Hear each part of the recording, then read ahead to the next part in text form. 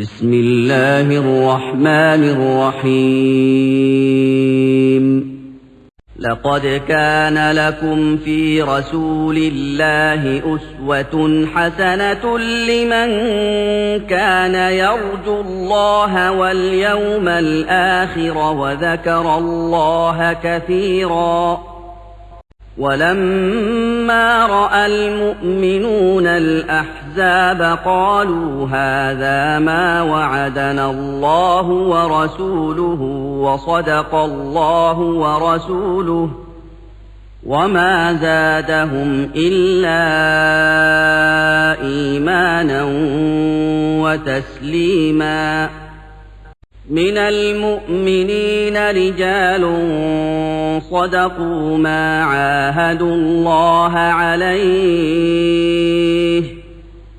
فمنهم من قضى نحبه ومنهم من ينتظر وما بدلوا تبديلا.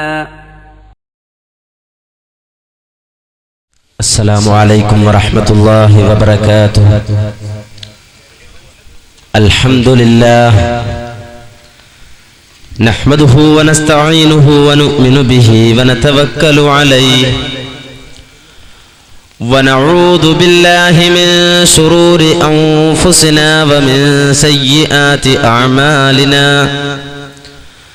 من يهده الله فلا مضل له ومن يضلل فلا هادي له أشهد أن لا إله إلا الله وحده لا شريك له وأشهد أن محمدا عبده ورسوله أرسله بالهدى ودين الحق ليظهره على الدين كله ولو كره المشركون.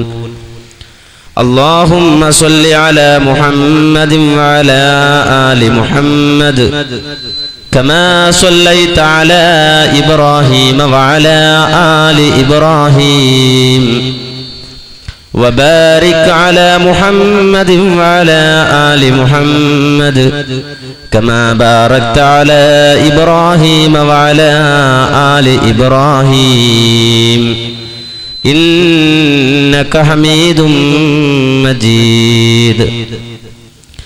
أما بعد فإن خير الكلام كلام الله وخير السنن سنن محمد صلى الله عليه وسلم وشر الأمور محدثاتها وكل محدثة بدعة وكل بدعة ضلالة. أيها الناس أوصيكم عباد الله ونفسي أولا بتقوى الله. أعوذ بالله من الشيطان الرجيم. بسم الله الرحمن الرحيم. اهدنا الصراط المستقيم صراط الذين أنعمت عليهم غير المغضوب عليهم ولا الضالين. സ്നേഹമുള്ള സഹോദരങ്ങളെ, സുഹൃത്തുക്കളെ, സഹൃദയരായ നാട്ടുകാരെ, സൃഷ്ടികർത്താവായ പടച്ചതമ്പുരാന്റെ അപാരമായ അനുഗ്രഹത്താൽ ഈ സമയത്ത് ഇവിടെ ഒത്തൊരുമിക്കാനും അള്ളാഹുവിന്റെ ദീനുമായി ബന്ധപ്പെട്ട കാര്യങ്ങളെ സംബന്ധിച്ച് അന്യോന്യം മനസ്സിലാക്കുവാനുമുള്ള തൗഫീഖ് നമുക്കനുകൂലമായി ലഭിച്ചിരിക്കുകയാണ്. സമയവും സന്ദർഭവും നമുക്കനുകൂലമാക്കിയ അള്ളാഹുവിനെ സ്തുതിക്കുന്നു. അൽഹംദുലില്ലാഹ്. ആരാണ് അഹ്ലുബൈത്ത്? എന്താണ് അഹ്ലുബൈത്തിന്റെ സവിശേഷത? ഒരു വ്യക്തി അല്ലെങ്കിൽ ഒരു കുടുംബം അഹ്ലുബൈത്തിന്റെ ഗണത്തിലേക്ക് കടന്നു വന്നാൽ അവരിലുണ്ടാകുന്ന അല്ലെങ്കിൽ ഉണ്ടാകേണ്ട സവിശേഷത എന്താണ്? അഹ്ലുബൈത്തിന്റെ പേരിൽ പിൽക്കാലഘട്ടങ്ങളിൽ ലോകത്തിന്റെ മുക്കുമൂലകളിൽ നടന്നിട്ടുള്ള തട്ടിപ്പുകളും ഇസ്ലാമിക വിരുദ്ധമായ പ്രവർത്തനങ്ങളും എന്തൊക്കെയാണ് എന്നിത്യാദി കാര്യങ്ങളെ സംബന്ധിച്ച് വളരെ സംക്ഷിപ്തമായി എന്റെ സഹോദരങ്ങളുടെ ശ്രദ്ധയിൽ കൊണ്ടുവരുവാനാണ് ഞാൻ ഉദ്ദേശിക്കുന്നത്. അഹ്ലുൽ ബൈത്ത് എന്നത് വളരെ വിശാലമായി ചർച്ച ചെയ്യേണ്ട ഒരു വിഷയമാണ്. കൂടുതൽ കൂടുതൽ പഠിക്കുകയും അന്വേഷിക്കുകയും അതിന്റെ ആഴത്തിലേക്ക് ഇറങ്ങിച്ചെന്നുകൊണ്ട് പിൽക്കാലഘട്ടങ്ങളിൽ അഹ്ലുബൈത്തിനുണ്ടായ അല്ലെങ്കിൽ അഹ്ലുബൈത്തിന്റെ പേരിലുണ്ടായ വ്യതിയാനങ്ങളെ സംബന്ധിച്ചുമൊക്കെ വളരെ സുദീർഘമായ ഒരു പഠനം തന്നെ ആവശ്യമാണ് എന്നത് അഹ്ലുൽ ബൈത്ത് എന്ന വിഷയത്തെ സംബന്ധിച്ച് അന്വേഷണം നടത്തുന്ന ആളുകൾക്ക് ബോധ്യപ്പെടുന്ന കാര്യമാണ്. കാരണം വളരെ സരളമായ നിലക്ക് മഹാനായ മുഹമ്മദുർ റസൂലുള്ളാഹി സ്വല്ലല്ലാഹു അലൈഹി വസല്ലമ വിശദീകരിച്ചു തന്ന അഹ്ലുബൈത്ത്, ആ അഹ്ലുബൈത്തിന്റെ വിശദീകരണങ്ങളിൽ നിന്നെല്ലാം അകന്നുമാറി അഹ്ലുബൈത്ത് എന്നത് വളരെ സങ്കീർണമാക്കി തീർത്ത ഒരു കാലഘട്ടത്തിലാണ് ഞാനും നിങ്ങളും ജീവിക്കുന്നത്. അതിനും പുറമെ പിൽക്കാലഘട്ടങ്ങളിൽ അഹ്ലുബൈത്തിന്റെ പേരിൽ പൗരോഹിത്യം പടച്ചുവിട്ട ഒരുപാട് സങ്കീർണതകൾ, ആ സങ്കീർണതകൾ കൊണ്ട് എന്താണ് അഹ്ലുബൈത്ത് എന്ന് പഠിക്കാതെ മനസ്സിലാക്കാതെ അറിയാതെ എല്ലാവരുടെയും മനസ്സിൽ ഒരു പ്രഹേളികയായി അഹ്ലുൽ ബൈത്ത് എന്നത് നിലകൊള്ളുകയാണ്. എന്നാൽ മഹാനായ മുഹമ്മദുർ റസൂലുള്ളാഹി സ്വല്ലല്ലാഹു അലൈഹി വസല്ലമ വളരെ വ്യക്തമായി എന്താണ് അഹ്ലുൽ ബൈത്ത് എന്നും അവരുടെ പ്രത്യേകത എന്താണ് എന്നും നമുക്ക് പഠിപ്പിച്ചു തന്നത് നമുക്ക് കാണാൻ കഴിയും. മഹാനായ സയ്യിദ് ഇബ്നു അർഖം റളിയല്ലാഹു അൻഹുവിന്റെ അടുക്കലേക്ക് മഹാനായ ഹുസൈൻ റളിയല്ലാഹു അൻഹു വന്നുകൊണ്ട് മുഹമ്മദ് നബി സല്ലല്ലാഹു അലൈഹി വസല്ലമയുടെ ജീവിതത്തിൽ പ്രവാചകനിൽ നിന്ന് നിങ്ങൾ കേട്ടത് എന്തെങ്കിലും ഞങ്ങൾക്ക് പറഞ്ഞു തരണം, പഠിപ്പിച്ചു തരണമെന്ന് സയ്യിദ് ഇബ്നു അർഖം റളിയല്ലാഹു അൻഹുവിനോട് പറഞ്ഞ സമയത്ത് മഹാനായ സയ്യിദ് ഇബ്നു അർഖം റളിയല്ലാഹു അൻഹു മുഹമ്മദ് നബി സല്ലല്ലാഹു അലൈഹി വസല്ലമയുടെ ജീവിതത്തിലുണ്ടായ പ്രവാചകന്റെ ഒരു ഖുത്ബയെ സംബന്ധിച്ച് വിശദീകരിച്ചു കൊടുത്ത ഭാഗത്ത് നമുക്ക് കാണാൻ കഴിയും. ഖാല സയ്യിദ് ഇബ്നു അർഖം റളിയല്ലാഹു അൻഹു, സയ്യിദ് ഇബ്നു അർഖം റളിയല്ലാഹു അൻഹു പറയുകയാണ്, ഖാമ റസൂലുള്ളാഹി സ്വല്ലല്ലാഹു അലൈഹി വസല്ലം, മഹാനായ മുഹമ്മദുർ റസൂലുള്ളാഹി സ്വല്ലല്ലാഹു അലൈഹി വസല്ലം ഒരിക്കൽ എണീറ്റ് നിന്നു. ഫീനാ ഖതീബൻ ബിമാഇൻ യുദാ ഖുമ്മാ, ഖുമ്മ് എന്ന് പറയുന്ന ഒരു പ്രദേശത്തുള്ള ഒരു തടാകത്തിന്റെ സമീപം ഞങ്ങൾക്ക് മുന്നിൽ പ്രഭാഷണം നടത്താൻ വേണ്ടിയാണ് മുഹമ്മദ് നബി എണീറ്റ് നിന്നത്. ഈ ഖുമ്മ് എന്ന് പേരുള്ള തടാകം അത് സ്ഥിതി ചെയ്യുന്നത് ബൈന മക്കത്ത വൽ മദീന, മക്കയുടെയും മദീനയുടെയും ഇടയിലാണ്. ആ മക്കയുടെയും മദീനയുടെയും ഇടയിൽ നിലകൊള്ളുന്ന ഖുമ്മ് എന്ന് പറയുന്ന സ്ഥലത്ത് മഹാനായ മുഹമ്മദ് നബി സല്ലല്ലാഹു അലൈഹി വസല്ലമ ഞങ്ങൾക്ക് മുന്നിൽ പ്രഭാഷണത്തിന് വേണ്ടി എണീറ്റ് നിന്നുകൊണ്ട് പറഞ്ഞു, ഫഹമിദല്ലാഹ വഅസ്ന അലൈഹി വവഅല വദക്കർ, ആദ്യമായി അൽഹംദുലില്ലാഹ് എന്നാണ് റസൂലുള്ളാഹി പറഞ്ഞത്. അങ്ങനെ അല്ലാഹുവിനെ സ്തുതിച്ചു പടച്ച തമ്പുരാനെ ഒരുപാട് പുകഴ്ത്തിക്കൊണ്ട് ഞങ്ങൾ റസൂലുള്ളാഹി സ്വല്ലല്ലാഹു അലൈഹി വസല്ലം ഉപദേശിക്കുകയാണ്, ഞങ്ങൾ ഉണർത്തുകയാണ്. എന്നിട്ട് റസൂലുള്ളാഹി സമയത്ത് പറയുകയുണ്ടായി, അമ്മാ ബഅദ് അലാ അയ്യുഹന്നാസ് ഫഇന്നമാ അന ബശറുൻ യൂസികു അയ്യതി റസൂലു റബ്ബി ഫഉജീബ്. അയ്യുഹന്നാസ്, ജനങ്ങളെ, ഫഇന്നമാ അന ബശറുൻ, ഞാനൊരു മനുഷ്യൻ മാത്രമാണ്. എന്നെ സംബന്ധിച്ചിടത്തോളം യൂസികു അയ്യതി റസൂലു റബ്ബി, എന്റെ റബ്ബിന്റെ അടുക്കൽ നിന്നുള്ള മരണത്തിന്റെ മാലാഖമാർ സമീപിക്കാനുള്ള സമയം അടുത്തിരിക്കുന്നു. ഞാൻ വഫാത്താകാറായിരിക്കുന്നു. ആ മലക്കെന്നെ സമീപിച്ചു കഴിഞ്ഞാൽ ഫഉജീബ്, എനിക്ക് ഉത്തരം നൽകിയേ പറ്റൂ, ഉത്തരം നൽകാതിരിക്കാൻ പറ്റില്ല.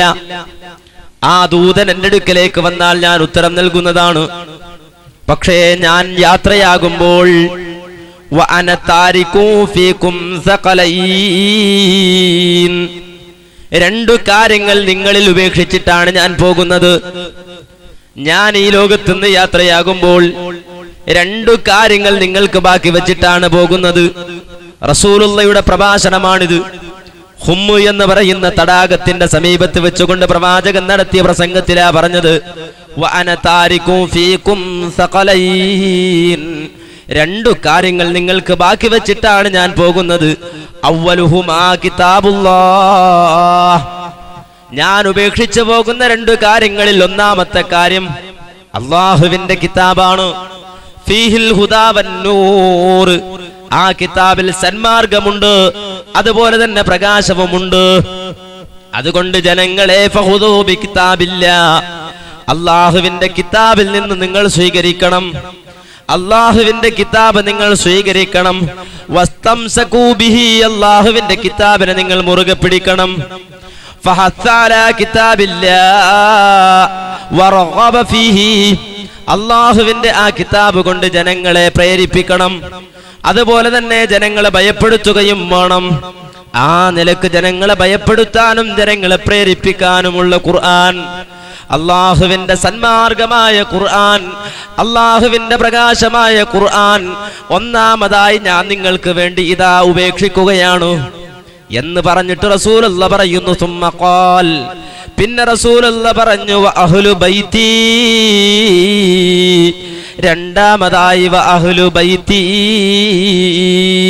എന്റെ അഹ്ലു ബൈത്ത്, അതും നിങ്ങൾ ശ്രദ്ധിക്കണം, അതും നിങ്ങൾ സൂക്ഷിക്കണം കേട്ടോ. വ അഹ്ലു ബൈത്തി, എന്റെ അഹ്ലു ബൈത്ത്, അതും നിങ്ങൾ സൂക്ഷിക്കണം കേട്ടോ. പിന്നെയും റസൂലുള്ളാഹി പറഞ്ഞു, വ അഹ്ലു ബൈത്തി, എന്റെ അഹ്ലു ബൈത്ത്, ആ അഹ്ലു ബൈത്തിനെയും നിങ്ങൾ സൂക്ഷിക്കണം കേട്ടോ എന്ന് റസൂലുള്ളാഹി 3 പ്രാവശ്യം ആവർത്തിച്ചു പറഞ്ഞു. മഹാനായ സെയ്ദ് ഇബ്നു അർഖം റളിയല്ലാഹു അൻഹു ഇത് പറഞ്ഞുകൊണ്ടിരിക്കുന്ന സമയത്ത് മഹാനായ ഹുസൈൻ റളിയല്ലാഹു അൻഹു ഇത് കേട്ടുകൊണ്ടിരിക്കുകയാണല്ലോ. ആ സമയത്ത് ഫഖാല ലഹു ഹുസൈൻ, മഹാനായ ഹുസൈൻ റളിയല്ലാഹു അൻഹു ഇദാ സെയ്ദ് ഇബ്നു അർഖമിനോട് തിരിച്ചു ചോദിക്കുന്നു, വമൻ അഹ്ലു ബൈതിഹി, ഏ സെയ്ദ് ഇബ്നു അർഖമേ, താങ്കൾ ഇപ്പോൾ റസൂലുള്ളാഹിന്റെ ഒരു ഖുത്ബ പറഞ്ഞുവല്ലോ,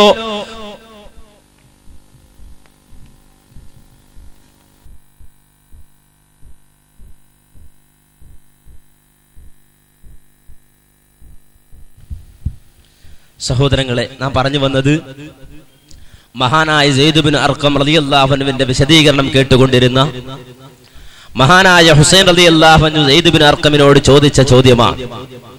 എന്താണ് സെയ്ദ് ഇബ്നു അർഖമിനോട് ഹുസൈൻ റളിയല്ലാഹു അൻഹു ചോദിച്ചത്? അല്ല സെയ്ദ് ഇബ്നു അർഖമേ, മഹാനായ മുഹമ്മദുർ റസൂലുള്ളാഹി സ്വല്ലല്ലാഹു അലൈഹി വസല്ലമ ഹുമ്മ് എന്ന് പറയുന്ന തടാകത്തിന്റെ സമീപത്ത് വെച്ചുകൊണ്ട് നിങ്ങൾക്ക് നൽകിയ ഖുത്ബയെ സംബന്ധിച്ച് വിശദീകരിച്ചപ്പോൾ അതിന്റെ അവസാനമായി പറഞ്ഞുവല്ലോ, അതേ വ അഹ്ലു ബൈത്തി, വ അഹ്ലു ബൈത്തി, വ അഹ്ലു ബൈത്തി, എന്റെ അഹ്ലു ബൈത്ത്, എന്റെ അഹ്ലു ബൈത്ത്, എന്റെ അഹ്ലു ബൈത്ത് എന്ന് റസൂലുള്ളാഹി 3 വട്ടം ആവർത്തിച്ചുവല്ലോ. വമൻ അഹ്ലു ബൈത്തിഹി യാ സയ്യിദ്, ആരാണ് ഈ അഹ്ലു ബൈത്ത് എന്ന് പറഞ്ഞാൽ? അഹ്ലു ബൈത്ത് എന്ന് പറഞ്ഞാൽ ആരാണ്? സെയ്ദ് ഇബ്നു അർഖമേ, അലൈസ നിസാഉഹു മിൻ അഹ്ലി ബൈത്തിഹി, അല്ലാഹുവിന്റെ റസൂലിന്റെ ഭാര്യമാര് അവർ അല്ലാഹുവിന്റെ റസൂലിന്റെ അഹ്ലു ബൈത്ത് അല്ലയോ? 2 ചോദ്യമാണ് സെയ്ദ് ഇബ്നു അർഖം റളിയല്ലാഹു അൻഹുവിനോട് ഹുസൈൻ റളിയല്ലാഹു അൻഹു ചോദിക്കുന്നത്. ഒന്നാമത്തെ ചോദ്യം മൻ അഹ്ലു ബൈത്തിഹി യാ സയ്യിദ്, ആരാണ് അഹ്ലു ബൈത്ത് എന്ന് പറഞ്ഞാൽ? രണ്ടാമത്തെ ചോദ്യം അലൈസ നിസാഉഹു മിൻ അഹ്ലി ബൈത്തിഹി, അല്ലാഹുവിന്റെ റസൂലിന്റെ ഭാര്യമാർ അഹ്ലു ബൈത്തിൽ പെട്ടവരല്ലേ? ഈ ചോദ്യം അങ്ങ് കേട്ടപ്പോ സെയ്ദ് ഇബ്നു അർഖം റളിയല്ലാഹു അൻഹു പറഞ്ഞു കൊടുക്കുന്നു, ഖാല നിസാഉഹു മിൻ അഹ്ലി ബൈത്തിഹി, റസൂലുള്ളാഹിന്റെ ഭാര്യമാര് അവർ അഹ്ലു ബൈത്തിൽ പെട്ടവർ തന്നെയാണ്, അവർ അഹ്ലു ബൈത്തിലുള്ളവരാണ്. വലാകിന്ന എന്നാൽ സാങ്കേതികമായി അഹ്ലു ബൈത്ത് എന്നാരെ കുറിച്ചാണ് പറയുന്നത്? അഹ്ലു ബൈത്തിഹി മിൻ ഹുരിമ സദഖതു ബഅദഹു. റസൂലുള്ളാഹിന്റെ കാലഘട്ടത്തിനു ശേഷം സക്കാത്ത് നിഷിദ്ധമായവരാരോ അവർക്കാണ് അഹ്ലു ബൈത്ത് എന്ന് പറയുന്നത്. റസൂലുള്ളാഹിന്റെ ഭാര്യമാര് അവരെ കുറിച്ച് അഹ്ലു ബൈത്ത് എന്ന് പറയാം. പക്ഷേ സാങ്കേതികമായി അഹ്ലു ബൈത്ത് എന്ന് ആരെങ്കിലും കുറിച്ച് പറയണമെങ്കിൽ അവർക്കുണ്ടാകേണ്ട യോഗ്യത മിൻ ഹുരിമ സദഖതു ബഅദഹു. റസൂലുള്ളാഹിന്റെ കാലഘട്ടത്തിനു ശേഷം സക്കാത്ത് ഹറാമായവർ, സക്കാത്ത് വാങ്ങാൻ അവകാശമില്ലാത്തവർ, സക്കാത്ത് നിഷിദ്ധമായവര് അവരാണ് സത്യത്തിൽ അഹ്ലു ബൈത്ത് എന്ന് റസൂലുള്ളാഹിന്റെ വിശദീകരണം സ്വഹാബത്ത് സയ്യിദ് ഇബ്നു അർഖം റളിയല്ലാഹു അൻഹു പഠിപ്പിച്ചു കൊടുക്കുകയാണ്. ആ സമയത്ത് വീണ്ടും ഹുസൈൻ റളിയല്ലാഹു അൻഹു സയ്യിദ് ഇബ്നു അർഖമിനോട് ചോദിക്കുന്നു, അല്ല സയ്യിദേ, താങ്കൾ പറഞ്ഞുവല്ലോ റസൂലുള്ളാഹിന്റെ കാലഘട്ടത്തിനു ശേഷം സക്കാത്ത് വാങ്ങൽ ഹറാമായ ആളുകൾക്കാണ് അഹ്ലു ബൈത്ത് എന്ന് പറയുന്നത് എന്ന്. എന്നാൽ മൻഹും യാ സയ്യിദ്, ആരാണ് റസൂലുള്ളാഹിന്റെ കാലഘട്ടത്തിനു ശേഷം സക്കാത്ത് വാങ്ങൽ ഹറാമായ നിഷിദ്ധമായ ആളുകൾ? ആ സമയത്ത് മഹാനായ സയ്യിദ് ഇബ്നു അർഖം റളിയല്ലാഹു അൻഹു മഹാനായ ഹുസൈൻ റളിയല്ലാഹു അൻഹു വിശദീകരിച്ചു കൊടുക്കുന്നു. ഹും ആലു അലി. ഒന്നാമതായി ആലു അലി അഥവാ അലിയുടെ കുടുംബമാണ്. രണ്ടാമതായി വാലു ഉഖൈൽ, അഖീൽ കുടുംബമാണ്. മൂന്നാമതായി ആലു ജഅഫർ, ജഅഫർ കുടുംബമാണ്. നാലാമതായി ആലു അബ്ബാസ്, അബ്ബാസിന്റെ കുടുംബമാണ്. ഈ 4 കുടുംബക്കാര് അവർക്കാണ് അഹ്ലു ബൈത്ത് എന്നതുകൊണ്ട് ഉദ്ദേശിക്കുന്നത്. ആ സമയത്ത് ഹുസൈൻ റളിയല്ലാഹു അൻഹു തിരിച്ച് സയ്യിദ് ഇബ്നു അർഖമിനോട് ചോദിക്കുന്നു, അല്ല സയ്യിദേ, കുല്ലു ഹൗലാഇ ഹുരിമ സ്വദഖ. ഈ പറയപ്പെട്ട ആലു അലി അഥവാ അലി കുടുംബത്തിന്, അതുപോലെ തന്നെ അഖീൽ കുടുംബത്തിന്, അതുപോലെ ജഅഫർ കുടുംബത്തിന്, അതുപോലെ അബ്ബാസ് കുടുംബത്തിന് സക്കാത്ത് വാങ്ങൽ ഹറാമാണോ? ആ സമയത്ത് സയ്യിദ് റളിയല്ലാഹു അൻഹു മറുപടി കൊടുത്തു, നഅം, അതെ, അവർക്ക് സക്കാത്ത് വാങ്ങൽ നിഷിദ്ധമാണ്. അങ്ങനെ സക്കാത്ത് വാങ്ങൽ നിഷിദ്ധമായ ആളുകൾ അവർക്കാണ് അഹ്ലു ബൈത്ത് എന്ന് പറയുന്നത്. വലാകിന്ന അഹ്ലു ബൈത്തിഹി മിൻ ഹുരിമ സദഖതു ബഅദഹു. വളരെ വ്യക്തമായി ആരാണ് അഹ്ലു ബൈത്ത് എന്നത് സ്വഹാബികളായ ആളുകൾ തന്നെ വിശദീകരിച്ചു തരുകയാണ്. അപ്പോൾ മുഹമ്മദ് റസൂലുള്ളാഹി സ്വല്ലല്ലാഹു അലൈഹി വസല്ലമയുടെ കാലഘട്ടത്തിനു ശേഷം 4 കുടുംബം, ആ 4 കുടുംബത്തിലുള്ള ആളുകൾ, ആ ആളുകൾക്ക് സക്കാത്ത് വാങ്ങൽ നിഷിദ്ധമാണോ? ആ കുടുംബത്തിന് ഇങ്ങോട്ട് വന്നിട്ടുള്ള, ആ കുടുംബം വഴി വന്നിട്ടുള്ള ആളുകൾ, അവർക്ക് പറയുന്ന പേരാണ് അഹ്ലു ബൈത്ത്. ആ അഹ്ലു ബൈത്തിനെ നിങ്ങൾ കാത്തുകൊള്ളണം, സൂക്ഷിച്ചു കൊള്ളണമെന്ന് റസൂലുള്ളാഹി സ്വല്ലല്ലാഹു അലൈഹി വസല്ലം മക്കയുടെയും മദീനയുടെയും ഇടയിലൂടെ ഒഴുകുന്ന ഹുമ്മ് എന്ന് പറയുന്ന തടാകത്തിന്റെ സമീപത്ത് നിന്നുകൊണ്ട് വാള് പറയുമ്പോൾ, പ്രസംഗിക്കുമ്പോൾ തന്റെ സ്വഹാബത്തിന് വിശദീകരിച്ചു കൊടുക്കുകയാണ്. അതുകൊണ്ട് തന്നെ ലോകത്തുള്ള മുസ്ലിമീങ്ങൾ റസൂലുള്ളാഹിന്റെ കാലഘട്ടം മുതൽ ഇങ്ങോട്ട് അഹ്ലു ബൈത്തിനെ ആദരിക്കുന്നു, ബഹുമാനിക്കുന്നു. അഹ്ലു ബൈത്തിനോട് വിദ്വേഷം വെക്കുന്നവരാരുമില്ല ഇവിടെ. അഹ്ലു ബൈത്തിനെ അങ്ങേയറ്റം വിമർശിക്കുവാൻ മാത്രം മെനക്കെടുന്നവരാരുമില്ല ഇവിടെ. അഹ്ലു ബൈത്തിനെ അംഗീകരിക്കുന്നു റസൂലുള്ളാഹി വിശദീകരിച്ച രൂപത്തിൽ. ഒന്നാമതായി അലി കുടുംബം, രണ്ടാമതായി അഖീൽ കുടുംബം, മൂന്നാമതായി ജഅഫർ കുടുംബം, നാലാമതായി അബ്ബാസ് കുടുംബം. ഈ 4 കുടുംബം വഴി പിൽക്കാലഘട്ടത്തിൽ സക്കാത്ത് വാങ്ങൽ നിഷിദ്ധമായ നിലക്ക് ഇവിടെ നിലനിന്ന് പോരുന്ന സമൂഹം, സമുദായം അവരെ വിശ്വാസികൾ ആദരിച്ചിട്ടുണ്ട്, ബഹുമാനിച്ചിട്ടുണ്ട്. ആദരിക്കണമെന്നത് പ്രവാചകന്റെ കൽപ്പനയുമാണ്. പക്ഷേ ഇവിടെ നാം മനസ്സിലാക്കേണ്ട മർമ്മപ്രധാനമായ മറ്റൊരു കാര്യമുണ്ട്. ഏതെങ്കിലും ഒരു കുടുംബത്തിൽ അണിചേർന്നു എന്നതുകൊണ്ട് അഹ്ലു ബൈത്തിന്റെ പരിപൂർണമായ എല്ലാവിധ ഗുണങ്ങളും അവൻ അവകാശപ്പെടാൻ കഴിയുമോ എന്നതാണ് ഒന്നാമത്തെ കാര്യം. രണ്ടാമതായിക്കൊണ്ട് അഹ്ലു ബൈത്താകണമെങ്കിൽ അവൻ സ്വീകരിക്കേണ്ട നയനിലപാടുകൾ എന്തൊക്കെയായിരിക്കണം? മഹാനായ മുഹമ്മദ് നബി സല്ലല്ലാഹു അലൈഹി വസല്ലമയുടെ ജീവിതം, ആ ജീവിതത്തിൽ തന്നെ അതിന് വളരെ വ്യക്തമായ നിലപാടുകളുണ്ട്. പ്രവാചകൻ സല്ലല്ലാഹു അലൈഹി വസല്ലമ തന്നെ അത് പഠിപ്പിച്ചു തന്നിട്ടുമുണ്ട്. നിങ്ങൾ മനസ്സിലാക്കേണ്ട പരമപ്രധാനമായ ഒരു കാര്യമാണ്. ഇത് പറയുമ്പോൾ നിങ്ങൾ മനസ്സിലാക്കേണ്ടത് റസൂലുള്ളാഹി സ്വല്ലല്ലാഹു അലൈഹി വസല്ലമ അഹ്ലു ബൈത്തിന് നൽകിയ ആദരവ്, ബഹുമാനം, ആ ആദരവും ബഹുമാനവും ചൂഷണം ചെയ്തുകൊണ്ട് ഒരുപാട് ആളുകൾ പ്രത്യക്ഷപ്പെടാൻ തുടങ്ങി. അഹ്ലുബൈത്തിനെ ആദരിക്കണമെന്ന് പറയുമ്പോൾ ആ ആദരവിന്റെ മറവിൽ നിന്നുകൊണ്ട് ഇസ്ലാമിക വിരുദ്ധമായ ആശയങ്ങൾ പ്രചരിപ്പിക്കാനും ഇസ്ലാമിനോട് യാതൊരുവിധ ബന്ധവുമില്ലാത്ത നിലക്കുള്ള ആദർശങ്ങൾ സമൂഹ മധ്യത്തിൽ അവതരിപ്പിക്കുവാനും, അങ്ങനെ അഹ്ലുബൈത്തിൽപ്പെട്ട ആരെങ്കിലും അത്തരത്തിലുള്ള ഇസ്ലാമിക വിരുദ്ധമായ ആദർശങ്ങൾ അവതരിപ്പിക്കുമ്പോൾ അത് ചോദിക്കാൻ പാടില്ല, കാരണം അവർ അഹ്ലുബൈത്താണ്, അവരെ ചോദ്യം ചെയ്യാൻ പാടില്ല എന്ന നിലപാടാണ് ഇസ്ലാമിന്റെ നിലപാട് എന്ന് പറഞ്ഞുകൊണ്ട് മറ്റുള്ളവരെ ഭയപ്പെടുത്തുകയും ചെയ്യുന്ന ഒരു അവസ്ഥ നമ്മുടെ നാട്ടിൽ വളരെ ശക്തമായി നിലനിൽക്കുന്നുണ്ട്. എന്നാൽ അഹ്ലുബൈത്തിന്റെ പേരിൽ ഇസ്ലാമിക വിരുദ്ധമായത് എന്തെങ്കിലും പ്രവർത്തിക്കാൻ പറ്റുമോ? അഹ്ലുബൈത്ത് ഇസ്ലാമിക വിരുദ്ധമായത് എന്തെങ്കിലും പ്രവർത്തിച്ചാൽ അതിന് കൂട്ടുനിൽക്കാൻ പറ്റുമോ? അഹ്ലുബൈത്തിന്റെ പേരിൽ ഇസ്ലാമിക വിരുദ്ധമായത് എന്തെങ്കിലും പ്രവർത്തിക്കുമ്പോൾ, അഹ്ലുബൈത്തിന്റെ പേരിൽ ഇസ്ലാമിക വിരുദ്ധമായത് എന്തെങ്കിലും പ്രചരിപ്പിക്കുമ്പോ അത് അഹ്ലുബൈത്തിന്റെ പേരിലല്ലേ നമുക്ക് മിണ്ടാതിരിക്കാമെന്ന നിലപാട് ഇസ്ലാമിലുണ്ടോ? ഒരിക്കലും ഇല്ല. അതിലേറ്റവും വലിയ തെളിവാരാണെന്നറിയുമോ? അഷ്റഫുൽ ഹൽഖ് മഹാനായ മുഹമ്മദുർ റസൂലുള്ളാഹി സല്ലല്ലാഹു അലൈഹി വസല്ലമയുടെ ജീവിതം തന്നെ വളരെ വ്യക്തമായ തെളിവാണ്. കാര്യമെന്താ? റസൂലുള്ളാഹിന്റെ ജീവിതത്തിൽ പ്രവാചകന്റെ പൊന്നോമന പുത്രനായ ഇബ്രാഹിം എന്ന കുട്ടി, ആ കുട്ടി മരണപ്പെട്ടു പോയി. റസൂലുള്ളാഹിന്റെ കയ്യിൽ കിടന്നാണ് മരിച്ചുപോയത്. പ്രവാചകന്റെ കയ്യിൽ കിടന്നാണ് മരിച്ചുപോയത്. ആ സമയത്ത് സൂര്യന് ഗ്രഹണം ബാധിച്ചു. അന്നേ ദിവസം തന്നെ ഇത് കണ്ടപ്പോൾ ആളുകൾ അന്യോന്യം പറയാൻ തുടങ്ങി, കണ്ടോ, നബിയുടെ മകനാണ്, ഇബ്രാഹിം എന്ന കുട്ടിയാണ്. ആ കുട്ടി മരിച്ചപ്പോൾ ഇതാ സൂര്യന് പോലും ഗ്രഹണം ബാധിച്ചിരിക്കുന്നു, സൂര്യൻ പോലും കരയുകയാണ്. പ്രവാചക കുടുംബത്തിന്റെ പേരിൽ നമ്മുടെ നാട്ടിൽ, ആ നാട്ടിൽ ഇതാ വളരെ വ്യക്തമായ ഒരു അപവാദം പ്രചരിച്ചു കൊണ്ടിരിക്കുന്നു, ഇസ്ലാമിക വിരുദ്ധമായ ഒരു കാര്യം പ്രചരിച്ചു കൊണ്ടിരിക്കുന്നു. ഇത് കണ്ടപ്പോ റസൂലുള്ള തന്നെ പൊക്കാൻ വേണ്ടി പറഞ്ഞു, അതേടോ, എന്റെ മകൻ മരിച്ചപ്പോ ഇതാ സൂര്യൻ പോലും കരയുകയാണ്. അതാണ് എന്റെ പ്രത്യേകത, എന്റെ കുടുംബത്തിന്റെ പ്രത്യേകത, എന്റെ മഹത്വം, എന്റെ കുടുംബത്തിന്റെ മഹത്വം അതാണ്. എന്റെ കുട്ടി മരിച്ച ദിവസം ഇതാ സൂര്യന് പോലും ഗ്രഹണം ബാധിച്ചിരിക്കുകയാണ് എന്ന് റസൂലുള്ള പറഞ്ഞു. പറഞ്ഞില്ല.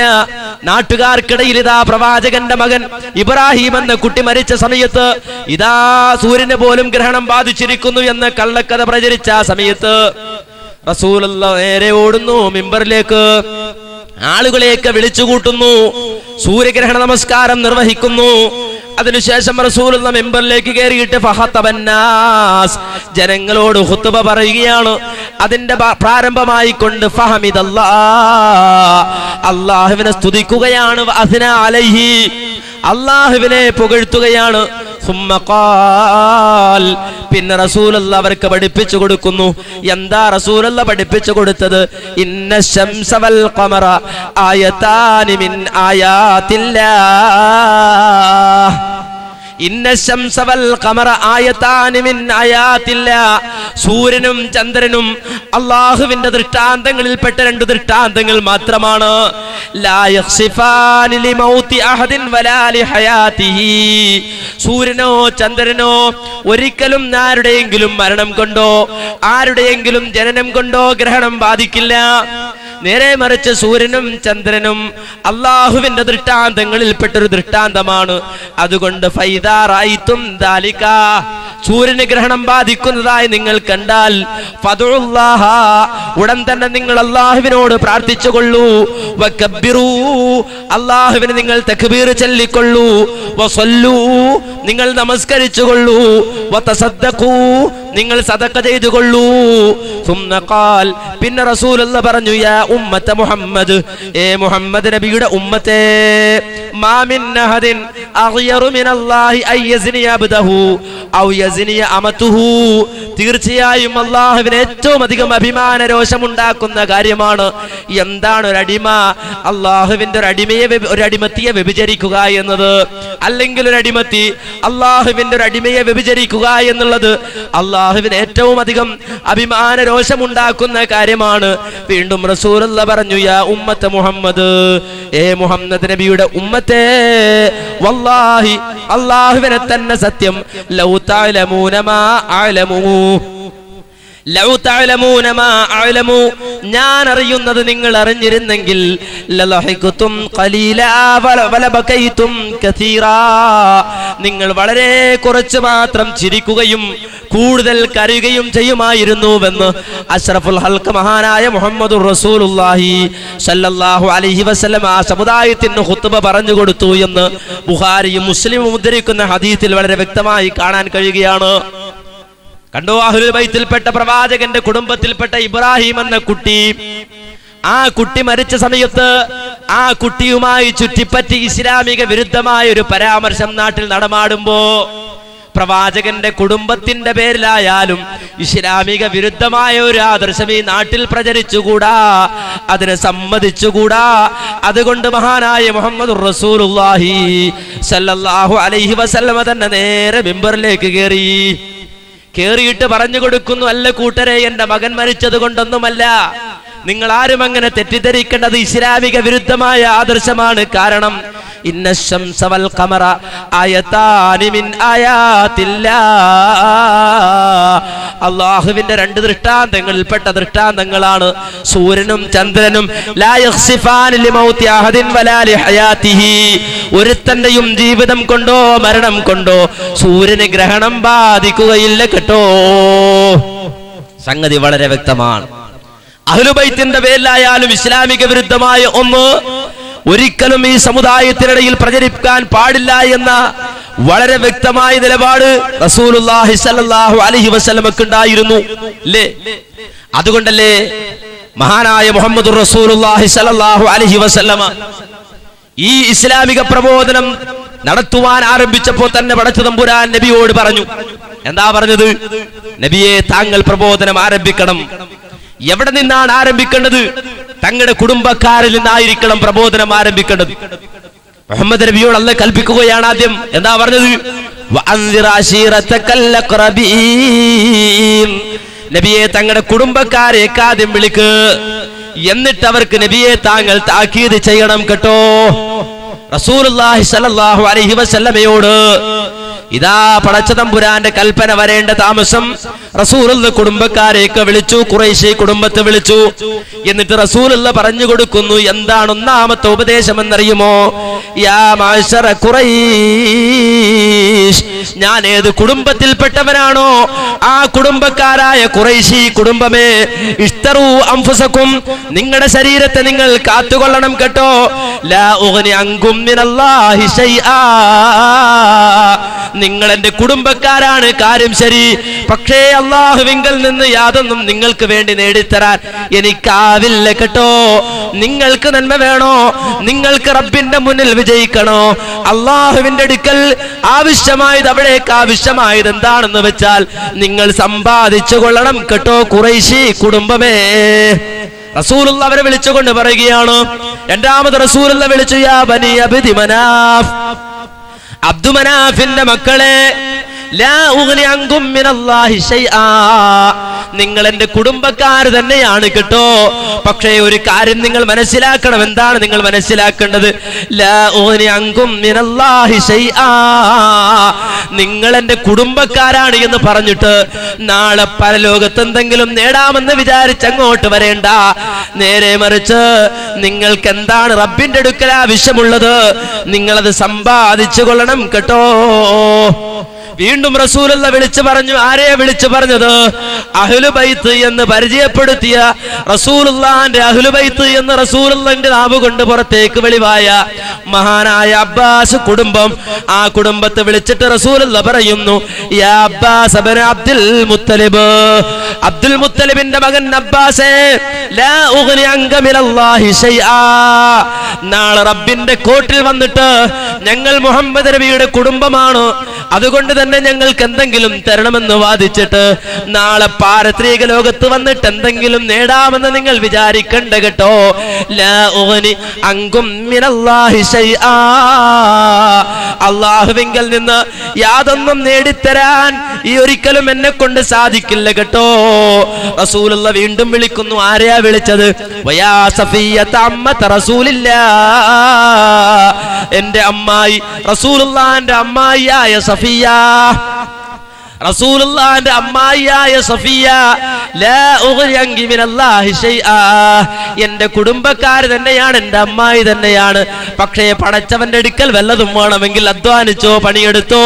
കാരണം ഒരിക്കലും അള്ളാഹുവിന്റെ അടുക്കൽ നിന്ന് നിങ്ങൾക്ക് വേണ്ടി എനിക്കൊന്നും നേടിത്തരാൻ കഴിയില്ല കേട്ടോ. അവസാനമായി റസൂലുള്ള വിളിക്കുന്നു. ആരെയാണ് വിളിച്ചത്? ഫാത്തിമത്തു ബിലാതു കബ്ദി, ഫാത്തിമ എന്റെ കരളിന്റെ കഷ്ടമാണ് എന്ന് പ്രവാചകൻ തന്നെ പഠിപ്പിച്ച പൊന്നാര മകളെ വിളിച്ചിട്ട് റസൂലുള്ള പറയുന്നു, വയാ ഫാത്തിമ ബിന്ത മുഹമ്മദ്, ഏ മുഹമ്മദിന്റെ മകൾ ഫാത്തിമ, സലിനി മാ ശിഅ്തി മിൻ മാലി, ഈ വാപ്പയുടെ സമ്പത്തിൽ നിന്ന് എന്തെങ്കിലും ആവശ്യമുണ്ടോ നീ ചോദിച്ചു കൊള്ളുക. ഈ ഉപ്പയുടെ സമ്പത്തിൽ നിന്ന് നിനക്ക് ആവശ്യമുള്ളത് നീ ചോദിച്ചു കൊള്ളുക. ഒരു പക്ഷേ ഉപ്പക്കത് തരാൻ കഴിഞ്ഞെന്ന് വരും. പക്ഷേ ലാ ഉഗ്നി അൻകി മിനല്ലാഹി ശൈആ,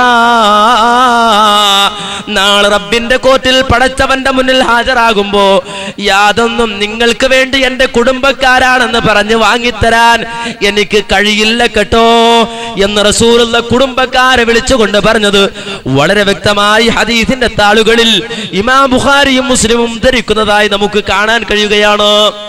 അപ്പൊ റസൂലുള്ളാഹിന്റെ കുടുംബക്കാരാണ് എന്ന് പറഞ്ഞാൽ മാത്രം മതി, വേറൊന്നും ആവശ്യമില്ല എന്ന നിലപാട് റസൂലുള്ള പോലും പഠിപ്പിച്ചില്ല. നേരെ മറിച്ച് പ്രവാചകൻ എന്റെ കുടുംബക്കാരെ വിളിച്ചിട്ട് പറയാണ്, എന്ത്?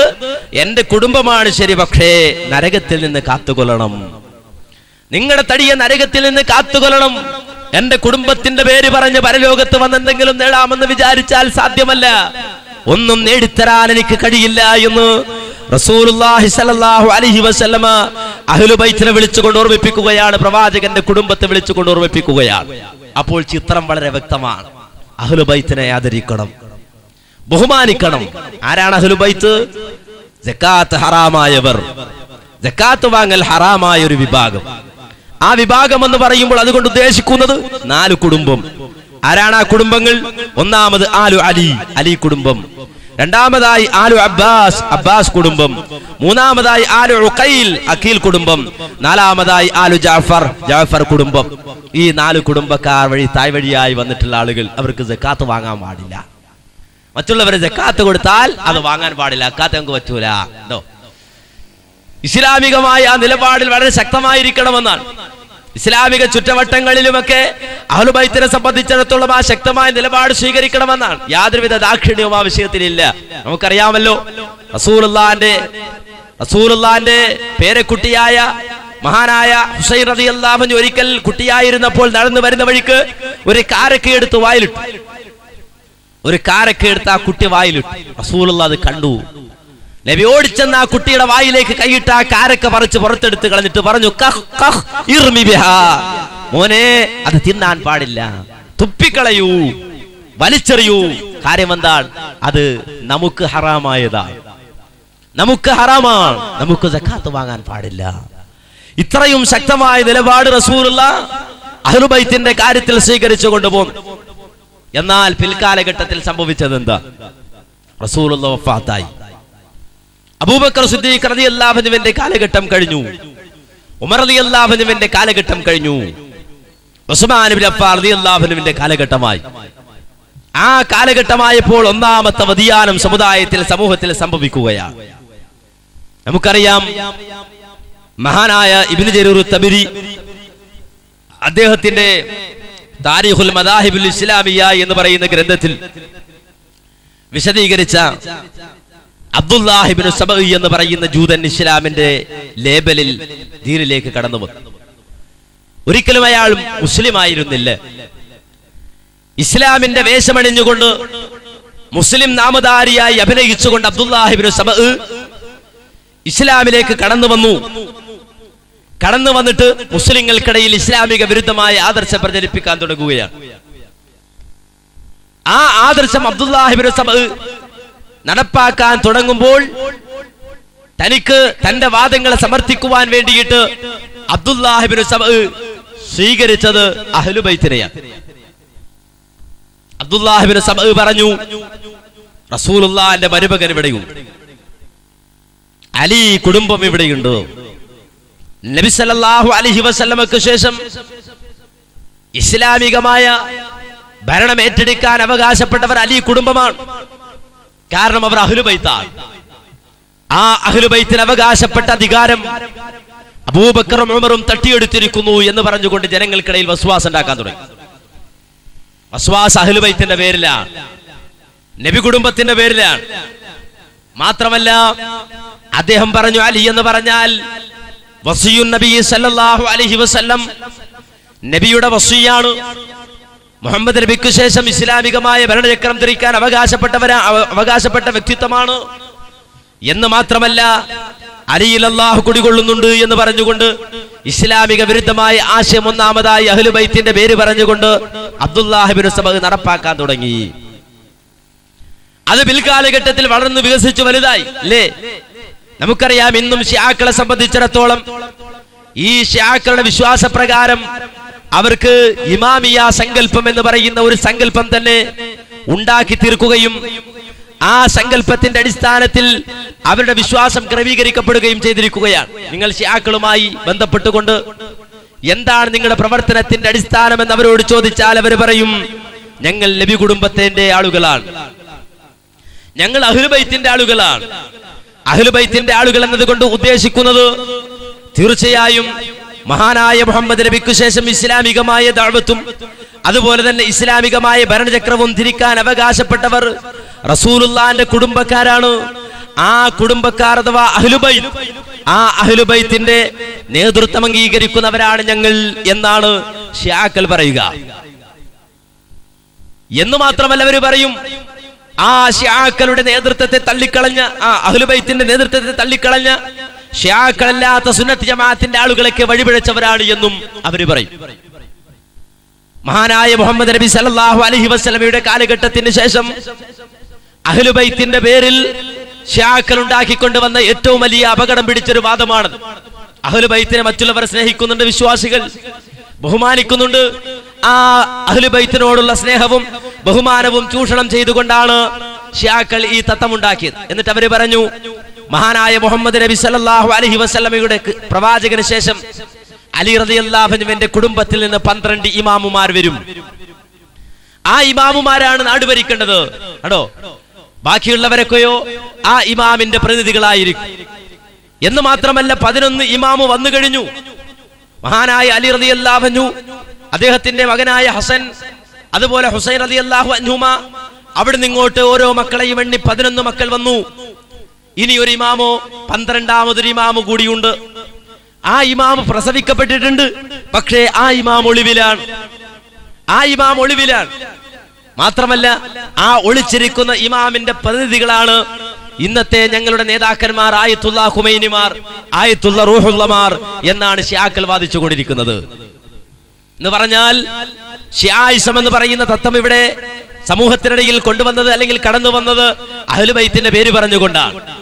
12 ഇമാമുമാരിൽ വിശ്വസിക്കണമെന്ന തത്വം ഉണ്ടാക്കിക്കൊണ്ടാണ്, അഹ്ലുബൈത്തിന്റെ പേരിൽ അത് ചാർത്തിക്കൊണ്ടാണ് ശിയാക്കൾ കടന്നു വന്നത്. എന്ന് മാത്രമല്ല ആ ഇമാമിയ സങ്കല്പം ഉണ്ടാക്കിക്കൊണ്ട് വന്നപ്പോഴോ അവരെ സംബന്ധിച്ചിടത്തോളം മറ്റൊരു പ്രശ്നം കൂടി ഉണ്ടായി. എന്താ പ്രശ്നമെന്നറിയുമോ? അഹ്ലുബൈത്തിൽപ്പെട്ട ഓരോ ആളുകളും, ആ ആളുകൾ ഓരോ കുടുംബമായി ഇവിടെ ജീവിക്കുമ്പോ ഓരോ കുടുംബത്തിലെയും ഏറ്റവും മൂത്ത മകനായിരിക്കണം അടുത്ത ഇമാമ് എന്നത് ശിയാക്കളുടെ ഒരു വിശ്വാസമാണ്. ആ ശിയാക്കളുടെ വിശ്വാസപ്രകാരം എല്ലാ കുടുംബത്തിലെയും ഓരോരോ കുടുംബവും തലമുറ മാറി ഇവിടെ വരുമ്പോ ഏറ്റവും മൂത്ത മകനായിരിക്കണം ആ കാലഘട്ടത്തിലെ ഇമാമ് എന്ന വിശ്വാസം ഇവിടെ ഉണ്ടാക്കിയിരുന്നു. അങ്ങനെ വന്നപ്പോ ആറാമത്തെ തലമുറ ഇവിടെ ഉണ്ടായി കഴിഞ്ഞപ്പോ ഒരു പ്രശ്നമുണ്ടായി. എന്താ പ്രശ്നമുണ്ടായത്? മറ്റൊന്നുമല്ല, ഈ 6ാമത്തെ ഇമാമിന്റെ മൂത്ത മകൻ മദ്യപാനിയായിരുന്നു, മദ്യം കഴിക്കുന്ന ആളാ. അപ്പൊ പ്രശ്നമായി. അടുത്ത ഇമാമിനെ തെരഞ്ഞെടുക്കേണ്ടി വന്നപ്പോ പ്രശ്നമായി. കാര്യം കള്ളുകുടിയെ ഇമാമായി സ്വീകരിക്കാൻ പറ്റൂല എന്നൊരു വിഭാഗം. വേറൊരു വിഭാഗം പറഞ്ഞ് അഹ്ലുബൈത്താണ്, കള്ളുകുടിച്ചാലും കുഴപ്പമില്ല ഉണ്ടോ. അങ്ങനെ പ്രശ്നമായി കഴിഞ്ഞപ്പോൾ ചില ആളുകൾ പറഞ്ഞു, ഒരു പണി ചെയ്യാം, മൂത്തയാളെ നമുക്ക് ഇമാമാക്കണ്ട, 2ാമത്തെ ആളെ ഇമാമാക്കാം. അപ്പൊ സാധാരണ നടന്നു വരുന്ന കീഴ്വഴക്കം അതെന്ത് ചെയ്യും? സാധാരണ ഒരു കീഴ്വഴക്കം ഇവിടെ ഉണ്ടല്ലോ, മൂത്ത മകനെ ഇമാമാക്കുക, അഹ്ലുബൈത്തിലെ മൂത്ത മകനെ ഇമാമാക്കുക എന്നൊരു കീഴ്വഴക്കമാണല്ലോ ഇവിടെ ഉള്ളത്. അപ്പൊ മൂത്ത മകന്റെ കാര്യത്തിൽ എന്ത് ചെയ്യും എന്ന് ചിന്തിച്ചപ്പോ അവസാനം അവരൊരു മറുമരുന്ന് കണ്ടുപിടിച്ചു. എന്താ മറുമരുന്ന്? മറ്റൊന്നുമല്ല, യജൂസുൽ ബദാ അലല്ലാഹി വൽ ബദാഉ ലഹു മആൻ. അതേ ബദാ എന്ന് പറയുന്ന സങ്കല്പം, ബദാ എന്ന് പറഞ്ഞാൽ അതുകൊണ്ട് ഉദ്ദേശിക്കുന്നത് അള്ളാഹുവിനെ തെറ്റുപറ്റും. യജൂസുൽ ബദാ, അള്ളാഹുവിനെ തെറ്റുപറ്റുന്നതാണ്. എവിടെയാണ് തെറ്റുപറ്റുക? അൽ ബദാഉ ഫിൽ ഇൽമി, അള്ളാഹുവിന്റെ അറിവിൽ അല്ലാഹ്ക്ക് തെറ്റുപറ്റും. വൽ ബദാഉ ഫിൽ ഇറാദത്തി, അള്ളാഹുവിന്റെ ഉദ്ദേശത്തിൽ അല്ലാഹ്ക്ക് തെറ്റുപറ്റും. വൽ ബദാഉ ഫിൽ അംരി, അള്ളാഹുവിന്റെ കൽപ്പനകളിൽ അല്ലാഹു തെറ്റുപറ്റും. അല്ലാഹ്ക്ക് തെറ്റുപറ്റുമെന്ന സിദ്ധാന്തം ഉണ്ടാക്കി. എന്നിട്ട് എന്താ പറഞ്ഞത്? ഈ സിദ്ധാന്തം ഉണ്ടാക്കിയിട്ട് പറഞ്ഞു, മാ ബദഅ ലില്ലാഹി കമാ ബദഅ ഫീ ഇസ്മാഈൽ ഇബ്നി, എന്റെ മകൻ ഇസ്മായിലിന്റെ കാര്യത്തിൽ അല്ലാഹ്ക്ക് തെറ്റുപറ്റിയതുപോലെ വേറൊരു കാര്യത്തിലും അല്ലാഹ്ക്ക് തെറ്റുപറ്റിയിട്ടില്ല എന്ന് നഫ്സുൽ മർജ് ശിയാക്കളുടെ പുസ്തകത്തിൽ എഴുതിവിട്ടു. 3-ാം വാള്യം 439-ാമത്തെ പേജിൽ. ഞാൻ പറഞ്ഞു വന്നത് അതേ അഹ്ലു ബൈത്തിന്റെ പേരിൽ പിൽക്കാലഘട്ടത്തിൽ സമൂഹത്തിനുണ്ടായ കുഴപ്പങ്ങളാണ്. സമൂഹത്തിന്റെ ഇടയിൽ ചില ആളുകൾ ഉണ്ടാക്കിയ കുഴപ്പങ്ങളെ സംബന്ധിച്ചാ പറഞ്ഞത്. ഈ രൂപത്തിൽ ബദാഇൻ സങ്കല്പം ഉണ്ടാക്കി അഹ്ലു ബൈത്തിന്റെ പേരിൽ. നിങ്ങൾ മനസ്സിലാക്കണം, അല്ലാഹ്ക്ക് തെറ്റുപറ്റുമെന്ന വിശ്വാസം, ആ വിശ്വാസം കൊണ്ട് അവസാനിച്ചോ? ഇല്ല. പിന്നെയും പറഞ്ഞു, അള്ളാഹുവിന്റെ ഖുർആനിന്റെ ഒറിജിനൽ കോപ്പി ഇവിടെ ഇല്ല കേട്ടോ. അള്ളാഹിന്റെ ഖുർആൻ ഇവിടെ നിലനിൽക്കുന്നില്ല. നേരെ മറിച്ച് അന്നസുലൽ ഖുർആൻ, ഖുർആനിന്റെ യഥാർത്ഥമായ കോപ്പി, ഖുർആനിന്റെ അടിസ്ഥാന കോപ്പി, ഹുവ മാ ഖദ് ജമഅഹു അലിയുൻ അലൈഹിസ്സലാത്തു വസ്സലാം, ആ ഖുർആനിന്റെ യഥാർത്ഥമായ കോപ്പി ക്രോഡീകരിച്ചത് മഹാനായ അലി റളിയല്ലാഹു അൻഹുവാണ്. അലി റളിയല്ലാഹു അൻഹുവിന്റെ കയ്യിലാണ് ഖുർആനിന്റെ യഥാർത്ഥ കോപ്പി ഉള്ളത്. വഹുവ മൗജൂദുൻ ഇൻദൽ ഇമാമിൽ ഗായിബി, ആ അലി റളിയല്ലാഹു അൻഹുവിന്റെ ക്രോഡീകരിക്കപ്പെട്ട യഥാർത്ഥ ഖുർആനിന്റെ കോപ്പിയുള്ളത് അൽ ഇമാമിൽ ഗായിബ്. ഞാൻ നേരത്തെ പറഞ്ഞ 12-ാമത്തെ ഇമാം ഉണ്ടല്ലോ, ഒളിച്ചിരിക്കുന്ന ഇമാമ്, മറഞ്ഞിരിക്കുന്ന ഇമാമ്, ആ ഇമാമിന്റെ കയ്യിലാണ് ഇതാ ഖുർആനിന്റെ യഥാർത്ഥമായ കോപ്പിയുള്ളത്. വയഖ്തലിഫു അനിൽ ഖുർആനിൽ മൗജൂദ്. ഇത് പറയുമ്പോ ചില ആളുകൾ അതിനെ വ്യാഖ്യാനിച്ചേക്കും. എന്താ വ്യാഖ്യാനിക്കുന്നതെന്നറിയുമോ? എന്താ വ്യാഖ്യാനിക്കുക? അലി റളിയല്ലാഹു അൻഹുവിന്റെ കയ്യിലുള്ള ഖുർആൻ, ആ ഖുർആൻ അടിസ്ഥാനപരമായ ഖുർആനാണ്. ആ ഖുർആനും നമ്മുടെ ഖുർആനും ഒന്നു തന്നെയാണ്. പക്ഷേ അടിസ്ഥാന കോപ്പി അലി റളിയല്ലാഹു അൻഹുവിന്റെ കയ്യിലാണ്.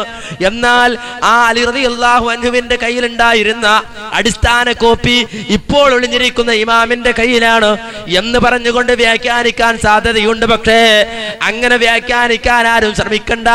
നേരെ മറിച്ച് ഖുർആനിന്റെ യഥാർത്ഥ കോപ്പി ഒളിഞ്ഞിരിക്കുന്ന ഇമാമിന്റെ കയ്യിൽ മാത്രമാണ്.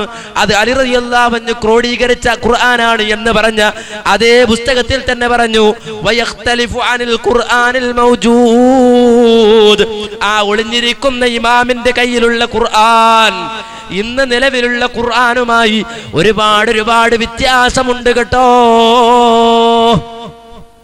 നമ്മുടെ കയ്യിലുള്ള ഖുർആൻ ആ ഖുർആൻ അല്ലാതെ നേരെ മറിച്ച് ഒരുപാട് വ്യത്യാസമുണ്ട്. ഇത് മാത്രമല്ല, അഹ്ലു ബൈത്തിന്റെ പേരിൽ പിന്നെ പ്രചരിപ്പിച്ച മറ്റൊരു വാദം, ഇന്ന ജിബ്രീല കാന യഅതി ബഅദ വഫാത്തിൻ നബി സല്ലല്ലാഹു അലൈഹി വസല്ലം മുഖറബുൽ അംലാക മലക് ജിബ്രീൽ അലൈഹി സ്വലാത്തു വസ്സലാം. റസൂലുള്ളാഹി വഫാത്തായിട്ടും വരവ് നിർത്തിയില്ല. പിന്നെയും ജിബ്രീൽ വന്നുകൊണ്ടിരുന്നു. ആരുടെ അടുക്കലേക്കാ വന്നത്? ഫാത്തിമ, അഹ്ലു ബൈത്തിൽപ്പെട്ട പ്രവാചകന്റെ മകളായ ഫാത്തിമ റളിയല്ലാഹു അൻഹയുടെ അടുക്കലേക്ക് ജിബ്രീൽ വന്നുകൊണ്ടിരുന്നു. അദൃശ്യമായ വിവരങ്ങളുമായി, അദൃശ്യമായ കാര്യങ്ങളുമായിട്ട് ഫാത്തിമ റളിയല്ലാഹു അൻഹയുടെ അടുക്കലേക്ക് ജിബ്രീൽ വന്നുകൊണ്ടിരുന്നു. വഹാദാ ഹുവ മുസ്ഹഫ് ഫാത്തിമ, അതാണ് ഫാത്തിമ മുസ്ഹഫ്. നമ്മുടെ കയ്യിലുള്ള മുസ്ഹഫ് അല്ല, നേരെ മറിച്ചത് ഫാത്തിഹ മുസ്ഹഫാൻ എന്ന് പറഞ്ഞിട്ട് പുതിയ മുസ്ഹഫ് ഉണ്ട് എന്ന് പറഞ്ഞൊരു വാദം ഈ ശിയാക്കൾ അഹ്ലു ബൈത്തിന്റെ പേരിൽ കൊണ്ടുവന്നു. ഇങ്ങനെ നമ്മൾ പരിശോധിച്ചു കഴിഞ്ഞാൽ അഹ്ലു ബൈത്തിന്റെ പേരിലാണ് പിൽക്കാലഘട്ടത്തിലെ ആളുകളൊക്കെ ഇല്ലാത്തത്, ദീനിലില്ലാത്തതൊക്കെ പ്രചരിപ്പിച്ചത്. കാരണം എന്താ? അഹ്ലു ബൈത്തിനെ വിശ്വാസികൾ ബഹുമാനിക്കുന്നുണ്ട്, ആദരിക്കുന്നുണ്ട്. ആ ആദരവും ബഹുമാനവും ചൂഷണം ചെയ്തിട്ട് അതിന്റെ മറവിൽ ഇസ്ലാമിക വിരുദ്ധമായ ആശയങ്ങൾ വളരെ വ്യക്തമായി സമൂഹത്തിന്റെ ഇടയിൽ പ്രചരിപ്പിച്ചുകൊണ്ടിരുന്നു. ഇത് ഒരു പക്ഷേ ഈ കേരളത്തിൽ ബാധിച്ചിട്ടില്ല, കേരളത്തിൽ അങ്ങനെ ഒരു സമ്പ്രദായം ഉണ്ടായിട്ടില്ല എന്ന് പറയാൻ യാതൊരുവിധ തെളിവുമില്ല. നേരെ മറിച്ച് കേരളത്തിലും വന്നു അല്ലേ? അഹ്ലുബൈത്തിന്റെ പേര് പറഞ്ഞുകൊണ്ട് ഇസ്ലാമിക വിരുദ്ധമായ ആദർശം പ്രചരിപ്പിക്കുന്നവർ കേരളത്തിലും വന്നു. ഇത് ഞാൻ ഈ വിഷയത്തിന് വേണ്ടി താൽക്കാലികമായി ഒപ്പിച്ചുണ്ടാക്കിയ ഒരു വാദമല്ല. ചില ആളുകൾ അങ്ങനെ വിചാരിക്കും, അഹ്ലുബൈത്ത് എന്ന വിഷയം വെച്ചിട്ട് എന്തെങ്കിലും പറയണ്ടേ, അതുകൊണ്ട് മൗലവി കുറെ കാര്യങ്ങൾ പറഞ്ഞിട്ട് അത് കേരളത്തിലേക്കും വന്നു എന്ന് ഒറ്റവാക്കിൽ പറഞ്ഞതാണ്. അങ്ങനെ ആരും തെറ്റിദ്ധരിക്കണ്ട. എന്റെ കയ്യിലുള്ള പുസ്തകം ഉമർ ഖാലി എന്ന പേരിൽ പുറത്തിറങ്ങിയ പുസ്തകമാണ്. ഈ പുസ്തകം ഇന്നും വാങ്ങാൻ കിട്ടും. നമുക്കറിയാം, വെളിയങ്കോട് ഉമർ ഖാലിയുടെ മഖ്ബറയിൽ ചെന്നാൽ ഈ പുസ്തകം 100 രൂപ കൊടുത്താൽ വാങ്ങാൻ കിട്ടും. ആ ഉമർ ഖാലി എന്ന പേരിൽ പുറത്തിറങ്ങിയ പുസ്തകമാണ്. ഈ പുസ്തകത്തിൽ അതിന്റെ 63-ാമത്തെ പേജിൽ കാണാം കൊണ്ടോട്ടി കൈക്കാർക്കെതിരിൽ എന്ന്. എന്താണ് ഈ കൊണ്ടോട്ടി കൈക്കാർക്കെതിരെന്ന് ഹെഡിങ് കൊടുക്കാൻ കാരണം പറയുന്നത് കേട്ടോ. ബോംബെക്കടുത്തുള്ള കല്യാൺ സ്വദേശിയും പട്ടാണി വംശജനും മുഖദ്ദം ഗോത്രക്കാരനുമായിരുന്ന മുഹമ്മദ് ഷാ തങ്ങൾ മൈസൂറിൽ നിന്ന് താമരശ്ശേരി ചുരം വഴി മൈസൂർ സുൽത്താൻമാരുടെ കാലഘട്ടത്തിൽ അഥവാ ഹിജറ 1130 കൊണ്ടോട്ടിയിൽ എത്തിച്ചേർന്നു. അക്കാലത്ത് സ്ഥലത്തെ പ്രധാന ധനാഢ്യനായിരുന്ന കീഴക്കാട് പത്തൻ പീഡിയേക്കൽ കുഞ്ഞറംമുട്ടി സാഹിബ് അദ്ദേഹത്തിന് തെക്കാവും മക്കാവും പണിയാനും ഭവനം നിർമ്മിക്കുവാനും ഏതാനും ഭൂമി സൗജന്യമായി നൽകി. അദ്ദേഹം കൊണ്ടോട്ടിയിൽ താമസിച്ചു. നാട്ടിന്റെ ദാനാദിക്കിൽ നിന്നും ഒരു നൂതന തരീക്കത്ത് പ്രചരിപ്പിച്ചു. വള്ളുവനാട്, പാലക്കാട്, ഏറനാട്, വയനാട് താലൂക്കുകളിൽ മുഹമ്മദ് ഷാഹിന്റെ തരീക്കത്തിന് നല്ല വേരോട്ടം ലഭിച്ചു. കോഴിക്കോട് ജിഫ്രിയും മുഹമ്മദ് ഷാഹും സമകാലികന്മാരും ആദർശ വിരോധികളുമായിരുന്നു. അദ്ദേഹം മുഹമ്മദ് ഷാഹിനെയും മുരീദന്മാരെയും രൂക്ഷമായ ഭാഷയിൽ വിമർശിച്ചുകൊണ്ട് പല ഫത്വകളും അറബി കവിതകളും ഗ്രന്ഥങ്ങളും രചിച്ചിട്ടുണ്ട്. പൊന്നാനിയിലെ മഹദൂം പണ്ഡിതന്മാരും കൊണ്ടോട്ടി തരീക്കത്തുകാരെ അവിരാമം എതിർത്തുകൊണ്ടിരുന്നു. നാട്ടിലാകമാനം പൊന്നാനി കൊണ്ടോട്ടി കൈതർക്കം രൂക്ഷമായി. അതിനിടയിൽ ഹിജ്റ 1180 മുഹമ്മദ് ഷാഹ് അന്തരിച്ചു. കൊണ്ടോട്ടി കുബ്ബയിലും അതിന് സമീപത്തും ഉണ്ടായിരുന്ന അദ്ദേഹത്തിന്റെയും പിൻഗാമികളുടെയും ഖബറുകൾ സ്ഥിതി ചെയ്യുന്നു. ടിപ്പു സുൽത്താൻ നൽകിയ ഇനാംദാർ സ്ഥാനം ബ്രിട്ടീഷുകാർ അംഗീകരിച്ചു. ക്രിസ്തകാലങ്ങൾക്കിടയിൽ മുഹമ്മദ് ഷാഹിന്റെ പിൻഗാമികൾ ഉന്നത ജന്മിമാരായി വളർന്നു. അദ്ദേഹത്തിന്റെ പിൻഗാമികളുള്ള ഒരാളായ ഇസ്തിയാഖ് ഷാഹിന്റെ കാലത്ത് മുരീദന്മാർ ശൈഖിന്റെ സന്നിധിയിൽ സുജൂദ് അഥവാ സാഷ്ടാംഗം ചെയ്യുന്ന സമ്പ്രദായം നടപ്പിൽ വരുത്തി. കണ്ടോ, പിൽക്കാലഘട്ടത്തിൽ കൊണ്ടോട്ടിയിൽ വന്നു എന്ത്? അഹ്ലുബൈത്തിന്റെ പേര് പറഞ്ഞിട്ടൊരു തങ്ങൾ. ആ തങ്ങള് അവിടെ വന്നുകൊണ്ട് ഒരു തരീഖത്ത്, പുതിയ തരീഖത്ത് പ്രചരിപ്പിച്ചു. കൊണ്ടോട്ടിയിലും പരിസര പ്രദേശങ്ങളിലും ഒരു തരീഖത്ത്. ഈ തരീഖത്ത് ഒരിക്കലും സുന്നത്തി ജമാഅത്തുമായി ബന്ധപ്പെട്ട തരീഖത്തല്ല. നേരെ മറിച്ച് ഞാൻ നേരത്തെ പറഞ്ഞ ഷിയായിസത്തിൽ നിന്ന് ഷിയാക്കളുടെ കടമെടുത്തുകൊണ്ട് കൊണ്ടുവന്ന ഒരു തരീഖത്ത് പ്രചരിപ്പിച്ചു എന്ന് മാത്രമല്ല, തരീഖത്തിന്റെ പ്രത്യേകത തന്നെ എന്താണെന്നറിയുമോ? ആ തരീഖത്തിൽ മെമ്പർഷിപ്പ് എടുക്കണോ എങ്കിൽ ആ തങ്ങളുടെ മുന്നിൽ പോയിട്ടൊന്ന് സുജൂദ് ചെയ്യണം. തങ്ങളെ മുന്നിൽ നിർത്തിയിട്ടൊന്ന് സുജൂദ് ചെയ്താലല്ലാതെ ആ തരീഖത്തിൽ അംഗത്വം എടുക്കാൻ പറ്റില്ല കേട്ടോ. അങ്ങനെ ഒരു സാഹചര്യം ഉണ്ടായപ്പോ ആളുകളെല്ലാം, പണ്ഡിതന്മാരെല്ലാം അതിനെതിരെ ഉണർന്നു. ചില ആളുകൾ നമ്മുടെ നാട്ടിൽ പറയുന്നത് പോലെ അഹ്ലു ബൈത്താണ് കേട്ടോ, മിണ്ടണ്ട. അങ്ങനെയാണ് നമ്മളെ പേടിപ്പിക്കൽ. അഹ്ലു ബൈത്താണ്, മിണ്ടണ്ട, അവരെന്ത് പറഞ്ഞാലും നമുക്ക് മിണ്ടാനുള്ള അവകാശമില്ല. എന്നാ കേട്ടോ, കേട്ട് പഠിച്ചോ. ആരൊക്കെയാണെന്നറിയുമോ? അന്ന് ഒന്ന് മമ്പുറം സയ്യിദ് അലവി തങ്ങൾ, ബൈത്താൻ മുഹമ്മദ് മുസ്ലിയാര് പയ്യനാട്, കരിമ്പനക്കൽ മൊയ്തീൻകുട്ടി മുസ്ലിയാര്, മൗലാന അഹമ്മദ് മഖ്ദൂം തങ്ങള്, മൗലാന മുഹമ്മദ് ഹുസൈൻ തങ്ങള്, അതുപോലെ ഓടക്കൽ മൊയ്തീൻകുട്ടി മുസ്ലിയാര്, മൗലാന സയ്യിദ് മുസ്ലിയാര്, അതുപോലെ തന്നെ മഹാനായ ഉമർ മരക്കാരകത്ത് അബുക്കോയ മുസ്ലിയാര്, ചാലകത്ത് കുസൈ ഹാജി, മൗലാന പുറത്തിയിൽ മുഹമ്മദ് ശൈഖ് തങ്ങൾ, പൊന്നാനി പുതിയകത്ത് കമ്മുക്കുട്ടി മുസ്ലിയാര്, കോഴിക്കോട്ട് കാലി മൗലാന മുഹയ്യിദ്ദീൻ, കോഴിക്കോട്ട് ഹവാനി വീട്ടിൽ കുഞ്ഞാമുട്ടി മുസ്ലിയാരങ്ങൾ തുടങ്ങിയിട്ട് 1000 മുസ്ലിയാക്കന്മാരുടെ പേരിങ്ങനെ കൊടുത്തിരിക്കുന്നു, തങ്ങന്മാരുടെ പേര് കൊടുത്തിരിക്കുന്നു, മമ്പുറം തങ്ങളുടെ പേര് കൊടുത്തിരിക്കുന്നു, ഉമർ ഖാദിയുടെ പേര് കൊടുത്തിരിക്കുന്നു. ഈ പണ്ഡിതന്മാരെല്ലാം അണിനിരന്നുകൊണ്ട് അതേ കൊണ്ടോട്ടിയിൽ വന്ന കള്ളത്തങ്ങൾക്കെതിരെ അഹ്ലു ബൈത്തിന്റെ പേര് പറഞ്ഞുകൊണ്ട് ഇസ്ലാമിക വിരുദ്ധമായ ആദർശം പ്രചരിപ്പിക്കാൻ വന്ന തങ്ങൾക്കെതിരെ ശക്തമായി പടപൊരുതിയ കഥ ഈ പുസ്തകത്തിന്റെ 64-ാമത്തെ പേജിൽ രേഖപ്പെടുത്തി. എന്ന് മാത്രമല്ല സഹോദരങ്ങളെ, ആ തങ്ങൾ ചെയ്യിക്കുന്ന പ്രവർത്തനത്തിനെതിരെ, ആ തങ്ങളുടെ പ്രവർത്തനത്തിനെതിരെ അഹ്ലു ബൈത്തിന്റെ പേര് പറഞ്ഞുകൊണ്ട് ഇസ്ലാമിക വിരുദ്ധമായ ആശയം വ്യക്തി പ്രചരിപ്പിച്ചപ്പോ അതിനെതിരെ ഇപ്പറയപ്പെട്ട പണ്ഡിതന്മാര് വളരെ ശക്തമായി എതിർക്കുക മാത്രമല്ല, അവരെ എതിർത്തുകൊണ്ട് കവിത പോലും എഴുതിയിരുന്നു. ആ കവിത പോലും ഈ പുസ്തകത്തിൽ എടുത്തു കൊടുത്തിട്ടുണ്ട്. എന്താണ് കവിത എന്നറിയുമോ? ഹറാമു സുജൂദുൽ ഖൽഖി ലിൽ ഖൽഖി യക്ഫുറൂ ബിഹി ബിർതിദാദിൻ ഫഹുവ ഫിദ്ദംബി യക്ഫുറൂ. സൃഷ്ടികൾക്ക് സുജൂദ് ചെയ്യുക എന്നത് എടോ ഹറാമാണ്, നിഷിദ്ധമാണ്, അല്ല വിരോധിച്ച കാര്യമാണ്. ഞാൻ അഹ്ലു ബൈത്തിൽ പെട്ടവനാണ്, ഞാൻ തങ്ങളാണ്, വലിയ ശൈഖാണ്, അതുകൊണ്ട് എന്റെ മുന്നിൽ സുജൂദ് ചെയ്താൽ പ്രശ്നമില്ല എന്നൊന്നും പറയണ്ട. കാര്യം ആരുടെ മുന്നിൽ സുജൂദ് ചെയ്താലും അല്ലയല്ലയോ, അള്ളാന്റെ മുന്നിലല്ലാതെ ആരുടെ മുന്നിൽ സുജൂദ് ചെയ്താലും അത് ഹറാമാണ് കേട്ടോ, നിഷിദ്ധമാണ് കേട്ടോ. എങ്ങനെയുള്ള നിഷിദ്ധം? അതേ മതത്തിൽ നിന്ന് പുറത്തു പോകുന്ന നിഷിദ്ധമാണ്, ഇസ്ലാമിൽ നിന്ന് പുറത്തു പോകുന്ന നിഷിദ്ധമാണ്. എന്ന് മാത്രമല്ല, വീണ്ടും വിശദീകരിച്ചുകൊണ്ട് പറയുന്നു, സുജൂദുൻ ഹുവൽ മഖ്സൂസു ലില്ലാഹി ലാ ബിഹി ബിഹുക്മിൻ ബിമാ മിൻഹും ലനാ കാന യദ്ഹറൂ. സുജൂദ് എന്ന് പറഞ്ഞാൽ അല്ലാഹുവിന് മാത്രം ചെയ്യേണ്ട കാര്യമാണ്. അല്ലാഹു ഒഴികെ ഒരൊറ്റ പ്രവാചകനും ഒരു ശൈഖും സുജൂദ് കൊണ്ട് ആദരിക്കപ്പെടാൻ അർഹതയില്ല കേട്ടോ. ഞാൻ ശൈഖാണ്, തങ്ങളാണെന്ന് പറഞ്ഞു വന്നിട്ട് സുജൂദ് ചെയ്യാൻ പറഞ്ഞാൽ ഒരിക്കലും അവന്റെ മുന്നിൽ സുജൂദ് ചെയ്യാൻ പാടില്ല കേട്ടോ. കാരണം ഹുവൽ മഖ്സൂസു ലില്ലാഹ്, സുജൂദ് എന്ന് പറഞ്ഞാൽ അല്ലാഹ്ക്ക് മാത്രം നൽകേണ്ടതാണ്. മാത്രമല്ല, അങ്ങനെ വിശദീകരിച്ചുകൊണ്ട് ഇങ്ങനെ അള്ളാന്റെ ഈ പറയപ്പെട്ട തങ്ങളുടെ മുന്നിൽ സുജൂദ് ചെയ്ത ആൾക്കാർ കാഫിരീങ്ങളാണ്, ഇസ്ലാം എന്ന് പുറത്തു പോയവരാണ്, അവന് അനന്തരാവകാശം കൊടുക്കാൻ പാടില്ല, അവന് മക്കളെ കൊട്ടിച്ചു കൊടുക്കാൻ പാടില്ല എന്ന് പറഞ്ഞുകൊണ്ട് വളരെ വ്യക്തമായി വളരെ സുദീർഘമായ ഒരു കവിതാ സമാഹാരം തന്നെ അന്നത്തെ കൊണ്ടോട്ടി കൈക്കാർക്കെതിരെ, ആ കൈക്കാർക്ക് നേതൃത്വം കൊടുത്തുകൊണ്ട് വന്ന തങ്ങൾക്കെതിരെ ഉമർ ഖാദിയെ പോലെ, സയ്യിദ് അലവിൽ മമ്പുറം തങ്ങളെ പോലെ, അതുപോലെ കോഴിക്കോടുള്ള ജിഫ്രിയെ പോലുള്ള ആളുകൾ വളരെ ശക്തമായി എതിർത്തതിന്റെ രേഖ ഇന്നും വളരെ വ്യക്തമായി നമുക്ക് കാണാൻ കഴിയും. ആണോ?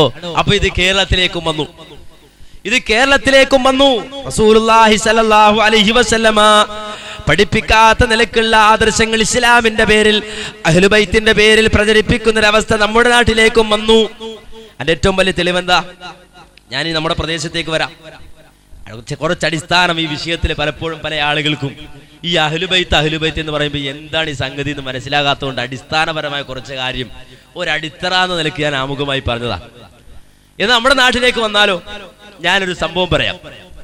റസൂലുള്ളാഹി സ്വല്ലല്ലാഹു അലൈഹി വസല്ലമയുടെ കാലഘട്ടം, മഹാനായ മുഹമ്മദ് നബി സല്ലല്ലാഹു അലൈഹി വസല്ലമയുടെ പുന്നാര മോൻ ഇബ്രാഹിം എന്ന കുട്ടി മരിച്ചത് ഞാൻ നേരത്തെ പറഞ്ഞല്ലോ.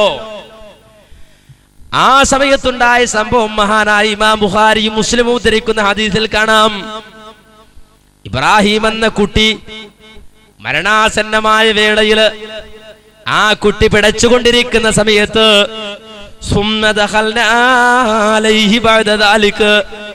റസൂലുള്ളാഹി കുട്ടിയുടെ അടുക്കലേക്ക് ഓടി വരികയാണ്.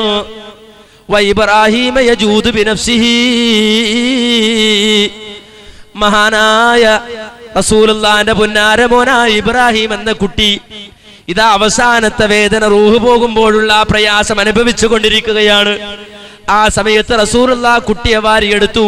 ഫജാലത്ത് ഐന റസൂലില്ലാഹി തദ്രിഫാൻ. ഈ കുട്ടിയുടെ വേദന കണ്ട്, ആ മരണവെപ്രാളം കണ്ട സമയത്ത് റസൂലുള്ളാഹിന്റെ കണ്ണിൽ നിന്ന് കണ്ണുനീര് ധാരധാരയായി ഒഴുകാൻ തുടങ്ങി. പ്രവാചകന്റെ കണ്ണിൽ നിന്ന് കണ്ണുനീര് ധാരധാരയായി ഒഴുകാൻ തുടങ്ങിയപ്പോ റസൂലുള്ളാഹിനോടൊപ്പം ഉണ്ടായിരുന്ന അബ്ദുറഹ്മാൻ ഇബ്നു ഔഫ് റളിയല്ലാഹു അൻഹു റസൂലുള്ളാഹിയോട് ചോദിക്കുന്നു, യാ റസൂലല്ലാഹ് വ അന്ത യാ റസൂലല്ലാഹ്, മുഹമ്മദ് നബിയെ താങ്കൾ പോലും കരയുകയാണോ? താങ്കളുടെ കണ്ണുപോലും നനയുകയാണോ? താങ്കൾ പോലും വിഷമിക്കുകയാണോ എന്ന് അബ്ദുറഹ്മാൻ ഇബ്നു ഔഫ് റളിയല്ലാഹു അൻഹു റസൂലുള്ളാഹിയോട് ചോദിക്കുമ്പോ റസൂലുള്ളാഹി ഇദാ അബ്ദുറഹ്മാൻ ഇബ്നു ഔഫിനെ വിളിച്ചുകൊണ്ട് പറയുന്നു, യാ ഇബ്നു ഔഫ് ഇന്നഹാ റഹ്മ. അബ്ദുറഹ്മാൻ ഇബ്നു ഔഫ്, ഇത് കാരുണ്യമാണ്, ഇത് റഹ്മത്താണ്. അത്രയും പറഞ്ഞിട്ട് റസൂലുള്ള വീണ്ടും വീണ്ടും കരയാൻ തുടങ്ങി. റസൂലുള്ളാഹിന്റെ കണ്ണ് നനയാൻ തുടങ്ങി. എന്നിട്ട് റസൂലുള്ള പറഞ്ഞു, ഇന്നൽ ഐന തദ്മഉ, കണ്ണുനീരൊഴുക്കും കേട്ടോ. വൽ ഖൽബു യഹ്സൻ, തീർച്ചയായും മനസ്സ് വിഷമിക്കുക തന്നെ ചെയ്യും കേട്ടോ.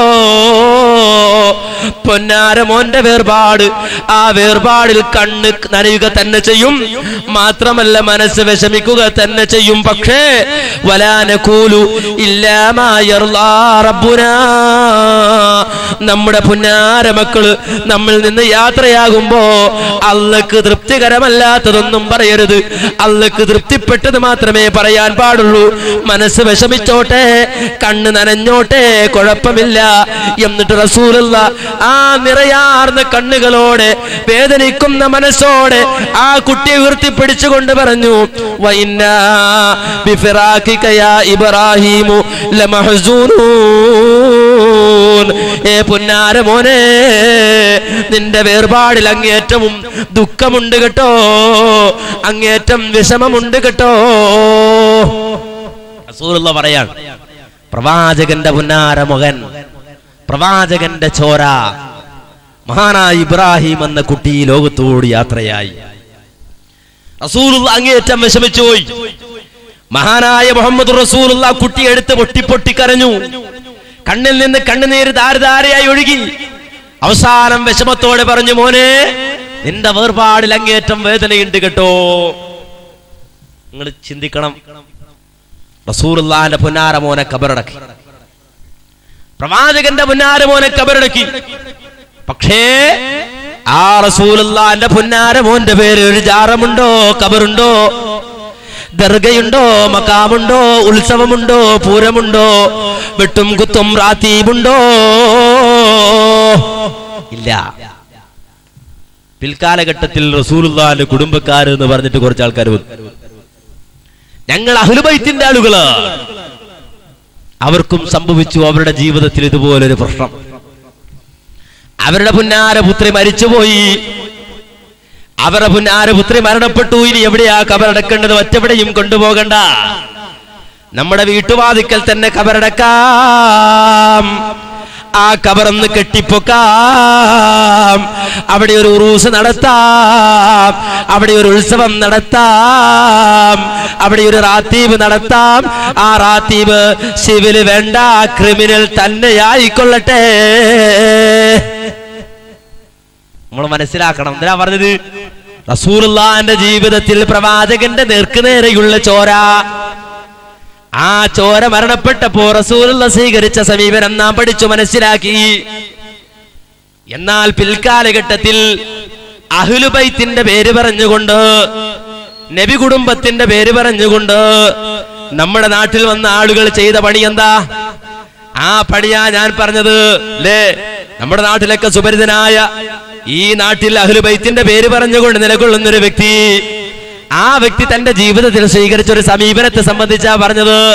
എന്നിട്ടൊരു ജാറം, സ്വന്തം മകളുടെ പേരിൽ ജാറം ഉണ്ടാക്കിയിട്ട് അതിന് പൈതൽ ജാറം എന്ന് പേരിട്ടിട്ട് ആണ്ടോടാണ്ട് ഇതാ സിവിൽ റാത്തീബുകൾ നടത്തുന്ന രംഗമല്ലേ കാണുന്നത്? എവിടെയാണ് ഇവർക്ക് അഹ്ലു ബൈത്തിന്റെ അല്ലെങ്കിൽ നബി കുടുംബത്തിന്റെ ആ സ്ഥാനം അവകാശപ്പെടാൻ കഴിയുക? മുഹമ്മദ് നബിയുടെ കുടുംബത്തിന്റെ സ്ഥാനം അവകാശപ്പെടാൻ എവിടെയാ കഴിയുക? കാര്യം എന്താ? ഞാൻ പറഞ്ഞല്ലോ, സ്വന്തം മകളെ വിളിച്ചിട്ട് റസൂലുള്ള പറഞ്ഞു, പൊന്നാര മോളെ, നരകത്തിൽ നിന്ന് നിന്റെ തടിയെ നീ സൂക്ഷിച്ചു കൊള്ളണം കേട്ടോ. സെലിനി മിമ്മാലിമ്മാ ശിഅ്തി, ഉപ്പയുടെ സമ്പത്തിൽ നിന്ന് ആവശ്യമുള്ളത് നീ ചോദിച്ചോ മോളെ, പക്ഷേ വലാ ഉഗ്നി അൻകി മിനല്ലാഹി ശൈആ, നാളെ റബ്ബിന്റെ കോട്ടിൽ പടച്ചവന്റെ അടുക്കൽ യാതൊന്നും നേടിത്തരാൻ ഈ ഉപ്പക്ക് കഴിയില്ല കേട്ടോ എന്ന് പൊന്നാരമോളെ ഉപദേശിച്ച പ്രവാചകന്റെ പാരമ്പര്യം അവകാശപ്പെട്ട് വന്നവർ. തന്റെ പേരെ കുട്ടി നടന്നു പോകുമ്പോൾ വഴിയിൽ കണ്ടൊരു കാരക്ക എടുത്ത് വായിലിട്ടപ്പോ മോനെ വേണ്ട, നമുക്കതിന് അവകാശമില്ല കേട്ടോ, അത് ഹറാമായ മുതലാണ് കേട്ടോ, അത് തിന്നാനുള്ള അവകാശം നിനക്കില്ല കേട്ടോ എന്ന് പറഞ്ഞ് ആ കുട്ടിയുടെ വായിൽ കൈയിട്ടുകൊണ്ട് ആ കാരക്ക പുറത്തേക്ക് എടുത്ത് വലിച്ചെറിഞ്ഞ മഹാനായ മുഹമ്മദ് നബിയുടെ കുടുംബം അവകാശപ്പെട്ടുകൊണ്ട് കടന്നു വന്ന ആളുകൾ ചെയ്യുന്ന പണിയെ കുറിച്ചാണ് ഞാൻ പറഞ്ഞത്. പൈതൽ ജാറം. കാരണം എന്താ? അഹ്ലുബൈത്തിന്റെ പേരിലാണല്ലോ, നബി കുടുംബത്തിന്റെ പേരിലാണല്ലോ. ആ നബി കുടുംബത്തിന്റെ അഹ്ലുബൈത്തിന്റെ പേരിലാകുമ്പോ ഒരു പ്രശ്നവുമില്ല. അഹ്ലുബൈത്തിന്റെ പേരിലാകുമ്പോ കുഴപ്പമില്ല. കാരണം എന്താ? പറയില്ല, ആരും പറയണ്ട, മിണ്ടണ്ട. കാര്യം അഹ്ലുബൈത്താന്ന് പറഞ്ഞ് മറ്റുള്ളവർ പേടിപ്പിക്കാനുണ്ടാവുമല്ലോ, മറ്റുള്ളവർ അങ്ങനെ വരട്ടാനുണ്ടാവുമല്ലോ. എന്നാൽ അലവിത്തങ്ങൾക്കില്ലാത്ത വിവരം, വെളിയങ്കോട് ഉമർക്കാദിക്കില്ലാത്ത വിവരമുണ്ട് എന്ന് പറയാൻ നമ്മുടെ നാട്ടിൽ ആർക്കെങ്കിലും ധൈര്യം ഉണ്ടോ? അവരൊക്കെ എതിർത്തു. കള്ളത്തരീക്കത്തുമായി തങ്ങന്മാര് വന്നപ്പോ കൊണ്ടോട്ടി എതിർത്തില്ലേ? ശക്തമായി എതിർത്തില്ലേ? ഇന്നും ഗ്രന്ഥങ്ങൾ നിലവിലില്ലേ? അതിന്റെ പേരിൽ ഉണ്ട്. അപ്പോ അത്രയും ശക്തമായി മുൻഗാമികളായ ആളുകൾ ഇസ്ലാമിന്റെ പേരിൽ അഹ്ലുബൈത്തിന്റെ പേര് പറഞ്ഞുകൊണ്ട് ഇസ്ലാമിക വിരുദ്ധമായ ആശയം പ്രചരിപ്പിക്കുമ്പോൾ എതിർക്കാറുണ്ട് അല്ലേ? ഈ നിലക്കാണ് സഹോദരങ്ങളെ പൈതൽ ജാറമുണ്ടാക്കി വീട്ടുവളപ്പിൽ ക്രിമിനൽ റാത്തീബുകൾ നടത്തിക്കൊണ്ടിരിക്കുന്നത് അല്ലേ? അവിടെയും തട്ടിപ്പ്. അഹ്ലുബൈത്തിന്റെ പേരിൽ രണ്ട് തട്ടിപ്പാണ്. ഒന്ന്, ഖബർ കെട്ടിപ്പൊക്കാൻ പാടില്ല, മുഹമ്മദ് നബി വെറുത്ത കാര്യം, പ്രവാചകൻ വിരോധിച്ച കാര്യം. ലഅനല്ലാഹുൽ യഹൂദ വന്നസാറ ഇത്തഖദൂ ഖുബൂറ അംബിയാഇഹിം മസാജിദ. അതേ യഹൂദ നസറാക്കളെ അല്ലാഹു ശപിച്ചിരിക്കുന്നു. കാരണം അവരവരുടെ നബിമാരുടെ ഖബറുകളെ ആരാധനാലയങ്ങളാക്കി എന്ന് റസൂലുള്ള പറഞ്ഞ് അങ്ങേയറ്റം റസൂലുള്ള വെറുത്ത കാര്യം തന്റെ മകളുടെ പേരിൽ നടത്തുക, ജാറമുണ്ടാക്കുക. രണ്ടാമത് അവിടെ നടത്തുന്നതോ ക്രിമിനൽ റാത്തീബ് എന്ന രണ്ടാം തട്ടിപ്പ്. ക്രിമിനൽ റാത്തീബ് എന്ന രണ്ടാം തട്ടിപ്പ് അല്ലേ? നമ്മുടെ നാട്ടിലേക്ക് ഉണ്ട്. ക്രിമിനൽ റാത്തീബ് എന്ന് പറഞ്ഞാൽ എന്താ? വെട്ടും കുത്തും റാത്തീബ് എന്നാണ് പറയാറ് അല്ലേ? വെട്ടും കുത്തും റാത്തീബ് യഥാർത്ഥാണോ? ഒറിജിനൽ ആണോ? അല്ല, മഹാ തട്ടിപ്പാണ്. ഞാനിത് വെറുതെ പറയല്ല. വെട്ടും കുത്തും റാത്തീബ് നടത്തി നല്ല പരിചയമുള്ള ഒരാള് ഈ അടുത്ത് ഇസ്ലാഹി പ്രസ്ഥാനത്തിലേക്ക് കടന്നു വന്നപ്പോഴാണ് മനസ്സിലായത് ഇത് തട്ടിപ്പാണ്. കാര്യം എന്താ? മൂപ്പര് സ്റ്റേജിൽ കയറുന്ന ഒരു വെട്ടുകുത്ത് റാത്തീബ് നടത്തി, സ്വന്തമായൊരു വെട്ടുംകുത്ത് റാത്തീബ്. അപ്പോഴാണ് അതിലെ ആയുധം എന്താണെന്നും എങ്ങനെയാണ് ഈ റാത്തീബ് നടത്തുന്നതെന്നും ഒക്കെ മനസ്സിലായത്. മൂപ്പർ ആ രൂപത്തിൽ ഒരു വെട്ടുംകുത്ത് റാത്തീബ് നടത്തിയ ആ രംഗം നിങ്ങളൊന്ന് സ്ക്രീനിൽ തന്നെ നേരിട്ട് കണ്ട് മനസ്സിലാക്കി. ഞാൻ കുറച്ച് മാസങ്ങൾക്ക് മുന്നേ ബസ്സിലിങ്ങനെ യാത്ര ചെയ്യാം.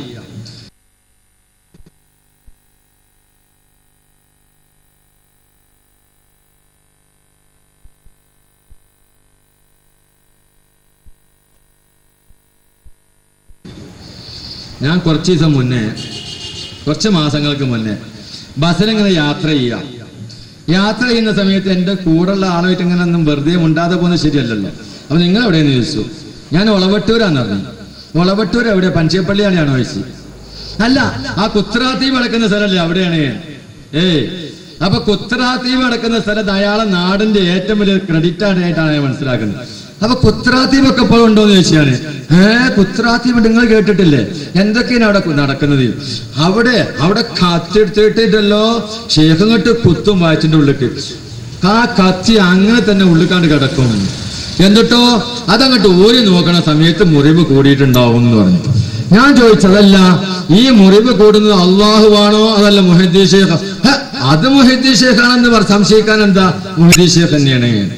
അപ്പൊ എന്താ സംഗതി എന്നറിയോ? ഇതിന്റെ തട്ടിപ്പിന്റെ ഗൗരവങ്ങൾ മനസ്സിലാക്കണം. എന്താ ഗൗരവം? അല്ലാഹു തആല ഖുർആനിൽ പറയാ, ഇന്നമാ അംറുഹു ഇദാ അറാദ ശൈഅൻ അൻ യഖൂല ലഹു കുൻ ഫയകൂൻ. അള്ളാഹുവിന്റെ കാര്യം, അള്ളാഹിന്റെ കൽപ്പന, ഇദാ അറാദ ശൈഅൻ, ഒരു കാര്യത്തെ അവൻ ഉദ്ദേശിച്ചാൽ അൻ യഖൂല ലഹു കുൻ, അതിനോട് ഉണ്ടാവുമെന്ന് പറയും. ഫയകൂൻ, അതങ്ങ് ഉണ്ടാവും. എന്താ പറഞ്ഞ്? അള്ളാഹു ഒരു കാര്യത്തെ ഉദ്ദേശിച്ചാൽ, ഉണ്ടാക്കാൻ ഉദ്ദേശിച്ചാൽ ഉണ്ടാവുമെന്ന് പറയേണ്ട താമസം, അപ്പോൾ അതുണ്ടാവും. അതേ കഴിവ് മുഹദ്ദീ ഷേഖിനുണ്ട്.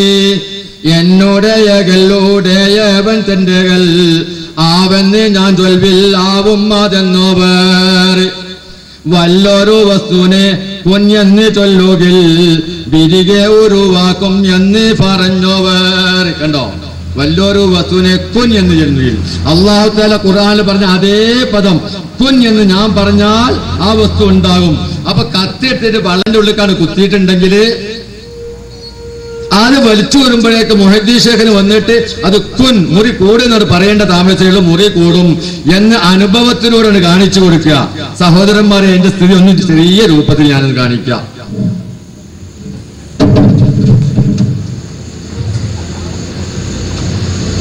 ഇസ്ലാമാണോ, ഇസ്ലാമിന് കടന്നുകൂടിയതാണോ, ഇതങ്ങനെ മനസ്സിലാക്കാനുള്ളത്. യാ ശൈഖ് യാ മുഹയ്യിദ്ദീൻ അബ്ദുൽ ഖാദിർ ജീലാനി, യാ ശൈഖ് യാ മുഹയ്യിദ്ദീൻ അബ്ദുൽ ഖാദിർ ജീലാനി, യാ ശൈഖ്. അപ്പോഴേക്ക് എല്ലാവരും കൂടി കത്തിങ്ങോട്ട് പോകുമ്പോഴേക്ക് എല്ലാവരും പരിഭ്രാന്തരായിട്ട് ജനങ്ങളെ കൂടി ഇങ്ങനെ നോക്കി നിൽക്കുക. അതിങ്ങനെ യാ ശൈഖ് യാ മുഹയ്യിദ്ദീൻ അബ്ദുൽ ഖാദിർ ജീലാനി, യാ ശൈഖ് യാ മുഹയ്യിദ്ദീൻ അബ്ദുൽ ഖാദിർ ജീലാനി, യാ ശൈഖ് യാ അബ്ദുൽ ഖാദിർ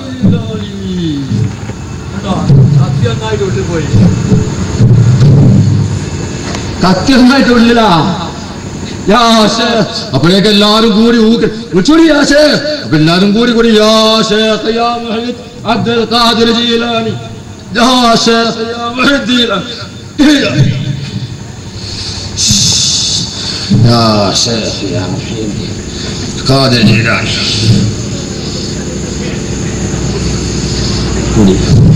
ലേശം ഇവിടെ തട്ടിപ്പിന് വേണ്ടിയിട്ട് ലേശം ചോര ഇവിടെ പൊട്ടിപ്പോ. സംഗതിന്റെ യഥാർത്ഥം കേൾക്കണൊക്കെ ഇതാ, ഇതിന് പ്രത്യേക കത്തി ഉണ്ടായിരിക്കുക. ഇതാ കത്തി.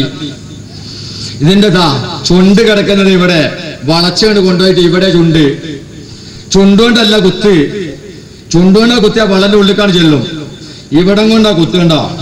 ഇതാ വളനുള്ളിൽ ഇങ്ങനെ പോണേ കണ്ടോ. ഇങ്ങനെ കുത്തിയാ വളന്റെ ഉള്ളിക്കാണ് ചെല്ലും, കുടലിന്റെ പുറത്ത് കയറും. ഞാൻ ചോദിച്ച അദ്ദേഹത്തിനോട് അതല്ല ഞാൻ കുത്ത എടേ വളവട്ടൂർക്കാരനോട് ഞാൻ ചോദിച്ചു, ശരി ഞാൻ കുത്ത എന്നാ മുറി കൂട് വെച്ച്. അത് പറ്റൂല, നിങ്ങൾക്ക് കുത്താൻ പറ്റൂല, നിങ്ങൾക്ക് വേണമെങ്കിൽ വലിച്ചു ഊരാ. നിങ്ങൾക്ക് വേണമെങ്കിൽ വലിച്ചു ഊരാ, കുത്താൻ പറ്റൂല, കുത്തല് മൂപ്പരെന്നെ കുത്തണം. മനസ്സിലായോ തട്ടിപ്പൊക്കെ? മനസ്സിലായോ?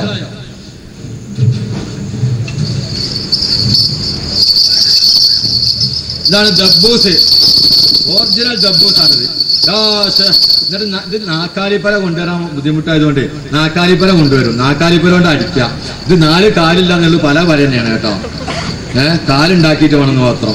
യാ ശൈഖ് യാ മുഹയ്യിദ് അബ്ദുൽ ഖാദിർ ജീലാനി, യാ ശൈഖ് യാ മുഹയ്യിദ് അബ്ദുൽ ഖാദിർ ജീലാനി, യാ ശൈഖ് യാ മുഹയ്യിദ് അബ്ദുൽ ഖാദിർ ജീലാനി, യാ ശൈഖ് യാ മുഹയ്യിദ് അബ്ദുൽ ഖാദിർ ജീലാനി, യാ ശൈഖ് യാ മുഹയ്യിദ് അബ്ദുൽ ഖാദിർ ജീലാനി, യാ ശൈഖ് അബ്ദുൽ ഖാദിർ ജീലാനി, യാ ശൈഖ് യാ അബ്ദുൽ ഖാദിർ ജീലാനി, യാ ശൈഖ് യാ അബ്ദുൽ ഖാദിർ ജീലാനി, യാ ശൈഖ് യാ മുഹയ്യിദ് വിളിച്ചോടി, യാ ശൈഖ് യാ മുഹയ്യിദ് അബ്ദുൽ ഖാദിർ, യാ ശൈഖ്.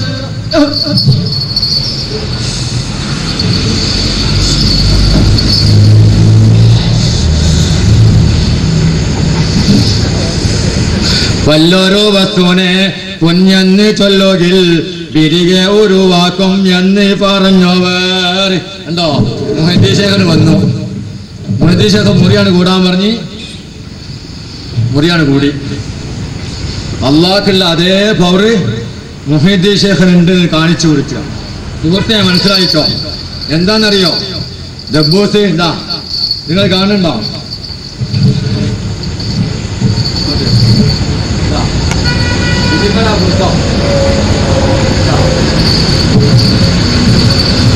ഇതിനു വേണ്ടി ഉണ്ടായിരിക്കുക പ്രത്യേകം. ഇവിടെ ഈ ചെറുവിരലുകൊണ്ട് മുറുക്കി പിടിക്കുക.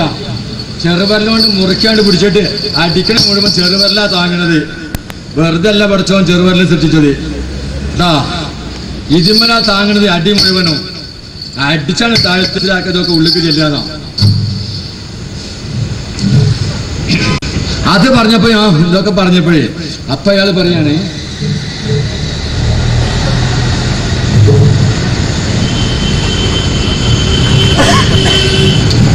എന്നാ നാക്ക് മുറിച്ചിട്ട് പലകമല് വെക്കണ്ടല്ലോ, അതോന്ന് ചോദിച്ചെന്നോട്. ഇത് ഇപ്പൊ നിങ്ങൾ ഈ പറഞ്ഞതൊക്കെ നീ ശരിയാന്ന് സമ്മതിച്ചാൽ തന്നെ നാക്ക് മുറിച്ചിട്ട് പലകമല് വെക്കുന്നുണ്ടല്ലോ. സഹോദര ഒന്ന് മനസ്സിലാക്കി. എന്റെ ഇളയമാന്റെ മോൻ ഇടവണ്ണക്കാരൻ ഇന്ന് ബസ് സ്റ്റാൻഡിൽ ഇറങ്ങിയിട്ട് മഞ്ചേരി റോഡിൽ ലേശം കൊണ്ട് നടന്നാൽ ഒരു 50 മീറ്ററില്ല 25 മീറ്റർ നടന്നാൽ അവിടെ ബൂത്ത് കാണാൻ കിട്ടി. ആ ബൂത്തിന്റെ ഉടമ മാലങ്ങാടൻ മമ്മദ് പഠിച്ച മാർക്കിസ്റ്റാരനാ. ഞാനും മാർക്കിസ്റ്റാരൻ അറിഞ്ഞിറക്കല്ല, പഠിച്ച മാർക്കിസ്റ്റാരനാ. അതുകൊണ്ട് തന്നെ കുറെ കാലം ചങ്ങായി നിരീശ്വരവാദിയായിരുന്നു. അൽഹംദുലില്ലാഹില്ലദീ ഹദാന. ഇപ്പോൾ ശരിക്കും അല്ലാഹുവിനെ കുറിച്ച് മനസ്സിലാക്കിയിട്ട് നല്ല ഭക്തനാണ്, നല്ല തൗഹീദ് ഉൾക്കൊള്ളുന്ന വ്യക്തിയാ. അക്കാലത്ത് അവൻ നിരീശ്വരവാദിയാ. കൊണ്ടോട്ടിയർച്ചയിൽ പോയിട്ട് തട്ടിപ്പ് നടത്തി. ആര്? അവനും അവന്റെ സംഘവും. എന്താ തട്ടിപ്പ്? നാക്ക് മുറിക്കുക. എങ്ങനെ നാക്ക് മുറിക്കലെന്നറിയോ? മാംസത്തിന്റെ കഷ്ണം ഏകദേശം നാക്കിന്റെ രൂപത്തിൽ ചെത്തുണ്ടാക്കിയിട്ടുണ്ടാവും. കുറെ അനൗൺസ്മെന്റ് ഇങ്ങനെ നടന്നുകൊണ്ടിരിക്കും. അക്കാലത്ത് 5 റുപ്യാണ് ടിക്കറ്റ്. അക്കാലത്ത് അങ്ങനെ ഇതിന്റെ ഉള്ളിൽ ആളുകൾ നിറഞ്ഞു കഴിഞ്ഞാൽ ഇവനെന്ത് പുതപ്പിട്ട് ഇങ്ങനെ മൂടിയിട്ടുണ്ടാവും, ചെരിഞ്ഞു കിടക്കുകയായിരിക്കുമല്ലോ. പുതപ്പിട്ട് ഇങ്ങനെ മൂടിയിട്ട് സിഗ്നൽ കൊടുക്കും. ഏകദേശം ആള് നിറഞ്ഞാൽ സിഗ്നൽ. അപ്പോ ചുവന്ന മഷിഗുളിക. ഇപ്പൊ മഷിഗുളിക അങ്ങനെ കാണാനില്ല. മുമ്പൊക്കെ ഉണ്ടായിരുന്നു മഷിഗുളിക എന്നിട്ടൊരു ഗുളിക. ആ മഷിഗുളിക എടുത്തിട്ട് വായിലിടുക. ചെറിയൊരു ശർക്കരന്റെ കഷ്ണം. ഈ ശർക്കര കഷ്ണവും മഷിഗുളിയും കൂടിയാണ്ട് ചവച്ചാല് ഒറിജിനൽ രക്തത്തിന്റെ കളറും അതേ കട്ടി ഉണ്ടാവും. അങ്ങനെ അതിങ്ങനെ ചവച്ച് പാകാക്കുമ്പോഴേക്ക് 2ാമത്തെ സിഗ്നൽ കൊടുക്കും. ആരും അറിയില്ലേ സിഗ്നൽ കൊടുക്കുന്നതും. 2ാമത്തെ സിഗ്നൽ കൊടുക്കുമ്പോഴേക്ക് എന്താവുന്നറിയോ? ഈ മാംസ കഷ്ണം എടുത്തിട്ട് വായിലിടും. എന്നിട്ട് കുറച്ചു കാലം അനൗൺസ്മെന്റ് കൂടി കഴിഞ്ഞിട്ട് ആ പേടിയോടുകൂടി അങ്ങോട്ട് ആ പുതപ്പ് വലിക്കും. വലിച്ചിട്ട് ഇവനോട് എണീച്ചിരിക്കാൻ പറയും, എണീറ്റിരിക്കും. നാവ് നീട്ടാൻ പറയും, നാവ് നീട്ടും. നാവ് നീട്ടുന്നത് ഏതാ? ഈ ഇറച്ചി കഷ്ണ, ഈ മാംസ കഷ്ണം. നാവിങ് നീട്ടിക്കിടക്കുന്ന സമയത്ത് കത്തി എടുത്തിട്ട് നാവ് അതാണ് അരിഞ്ഞിട്ട് കത്തിയെടുത്തിട്ടേ അത് അരിഞ്ഞിട്ട് ഇതിന്റെ തുമ്പത്തിന് കുത്തും. കത്തി ആർക്ക് വേണമെങ്കിലും പരിശോധിക്കാം. ഇങ്ങനെ കൊണ്ടുനടക്കും. അറിഞ്ഞിട്ട് എല്ലാവരും ഒഴിഞ്ഞു മാറും. മനസ്സിലാക്കണം നിങ്ങള്, ഇതാണ് തട്ടിപ്പ്.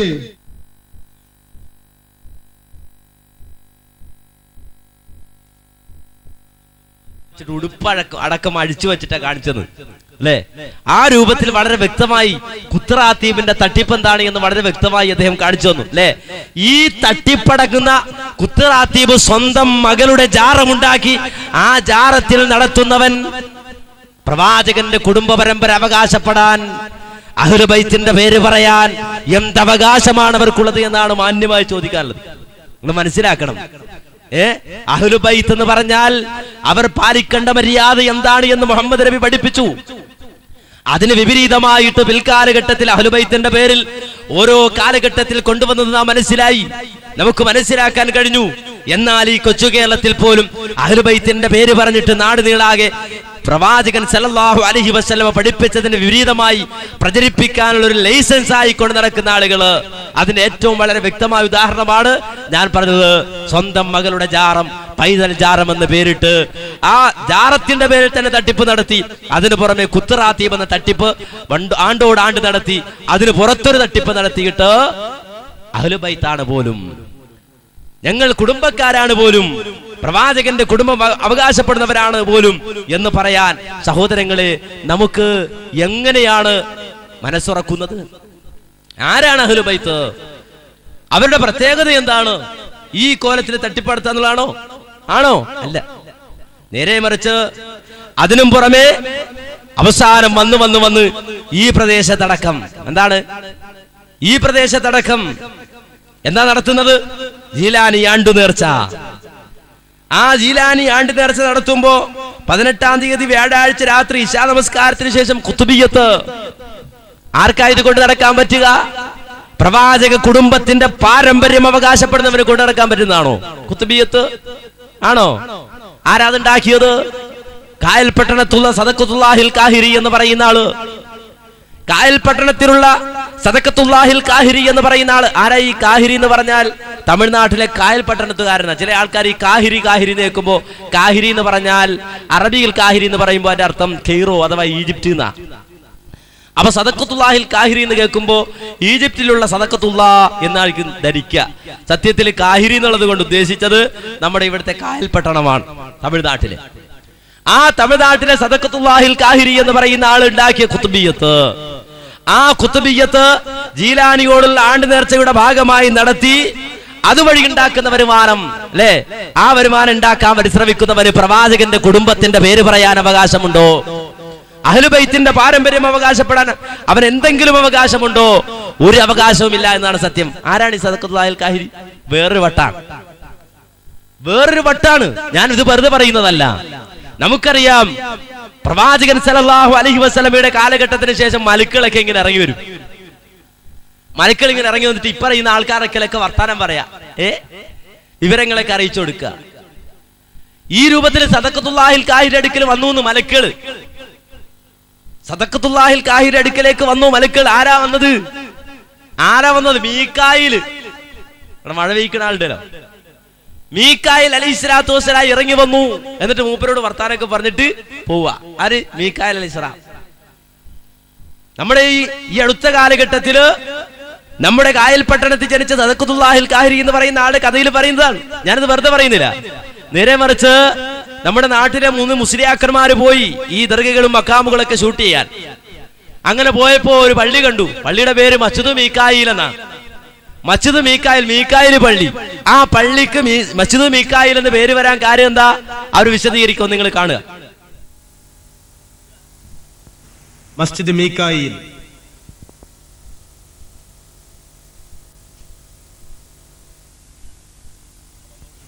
ഒരു ചരിത്ര പ്രസിദ്ധമായ പള്ളിയാണിത്. ബഹുമാനപ്പെട്ട സദഖത്തുല്ലാഹിൽ കാഹിരി റളിയല്ലാഹു അൻഹു പള്ളിയിൽ ദർസ് നടത്തിക്കൊണ്ടിരിക്കുകയായിരുന്നു. അപ്പോഴാണ് ശുഭവസ്ത്രധാരിയും സുമുഖനുമായ ഒരു യുവാവ് മജ്ലിസിലേക്ക് കയറി വന്നത്. അദ്ദേഹം ഷെയ്ഖുമായി പലതും സംസാരിച്ച് തിരിച്ചുപോയി. ഇയാൾ ആരായിരുന്നുവെന്ന് വിദ്യാർത്ഥികൾ ഉസ്താദിനോട് ചോദിച്ചു. അത് മീകായിൽ അലൈഹിസ്സലാം ആയിരുന്നു. ഞാൻ മഴ ആവശ്യപ്പെട്ടിട്ടുണ്ട്, ഉടനെ അത് പ്രതീക്ഷിക്കാം, ഷെയ്ഖ് മറുപടി പറഞ്ഞു. മീകായിലിനെ കാണാൻ കുട്ടികൾ പുറത്തിറങ്ങി ഓടിയെങ്കിലും അവർ നിരാശരായി മടങ്ങി. നിമിഷങ്ങൾക്കകം മഴ വർഷിക്കാനും തുടങ്ങി.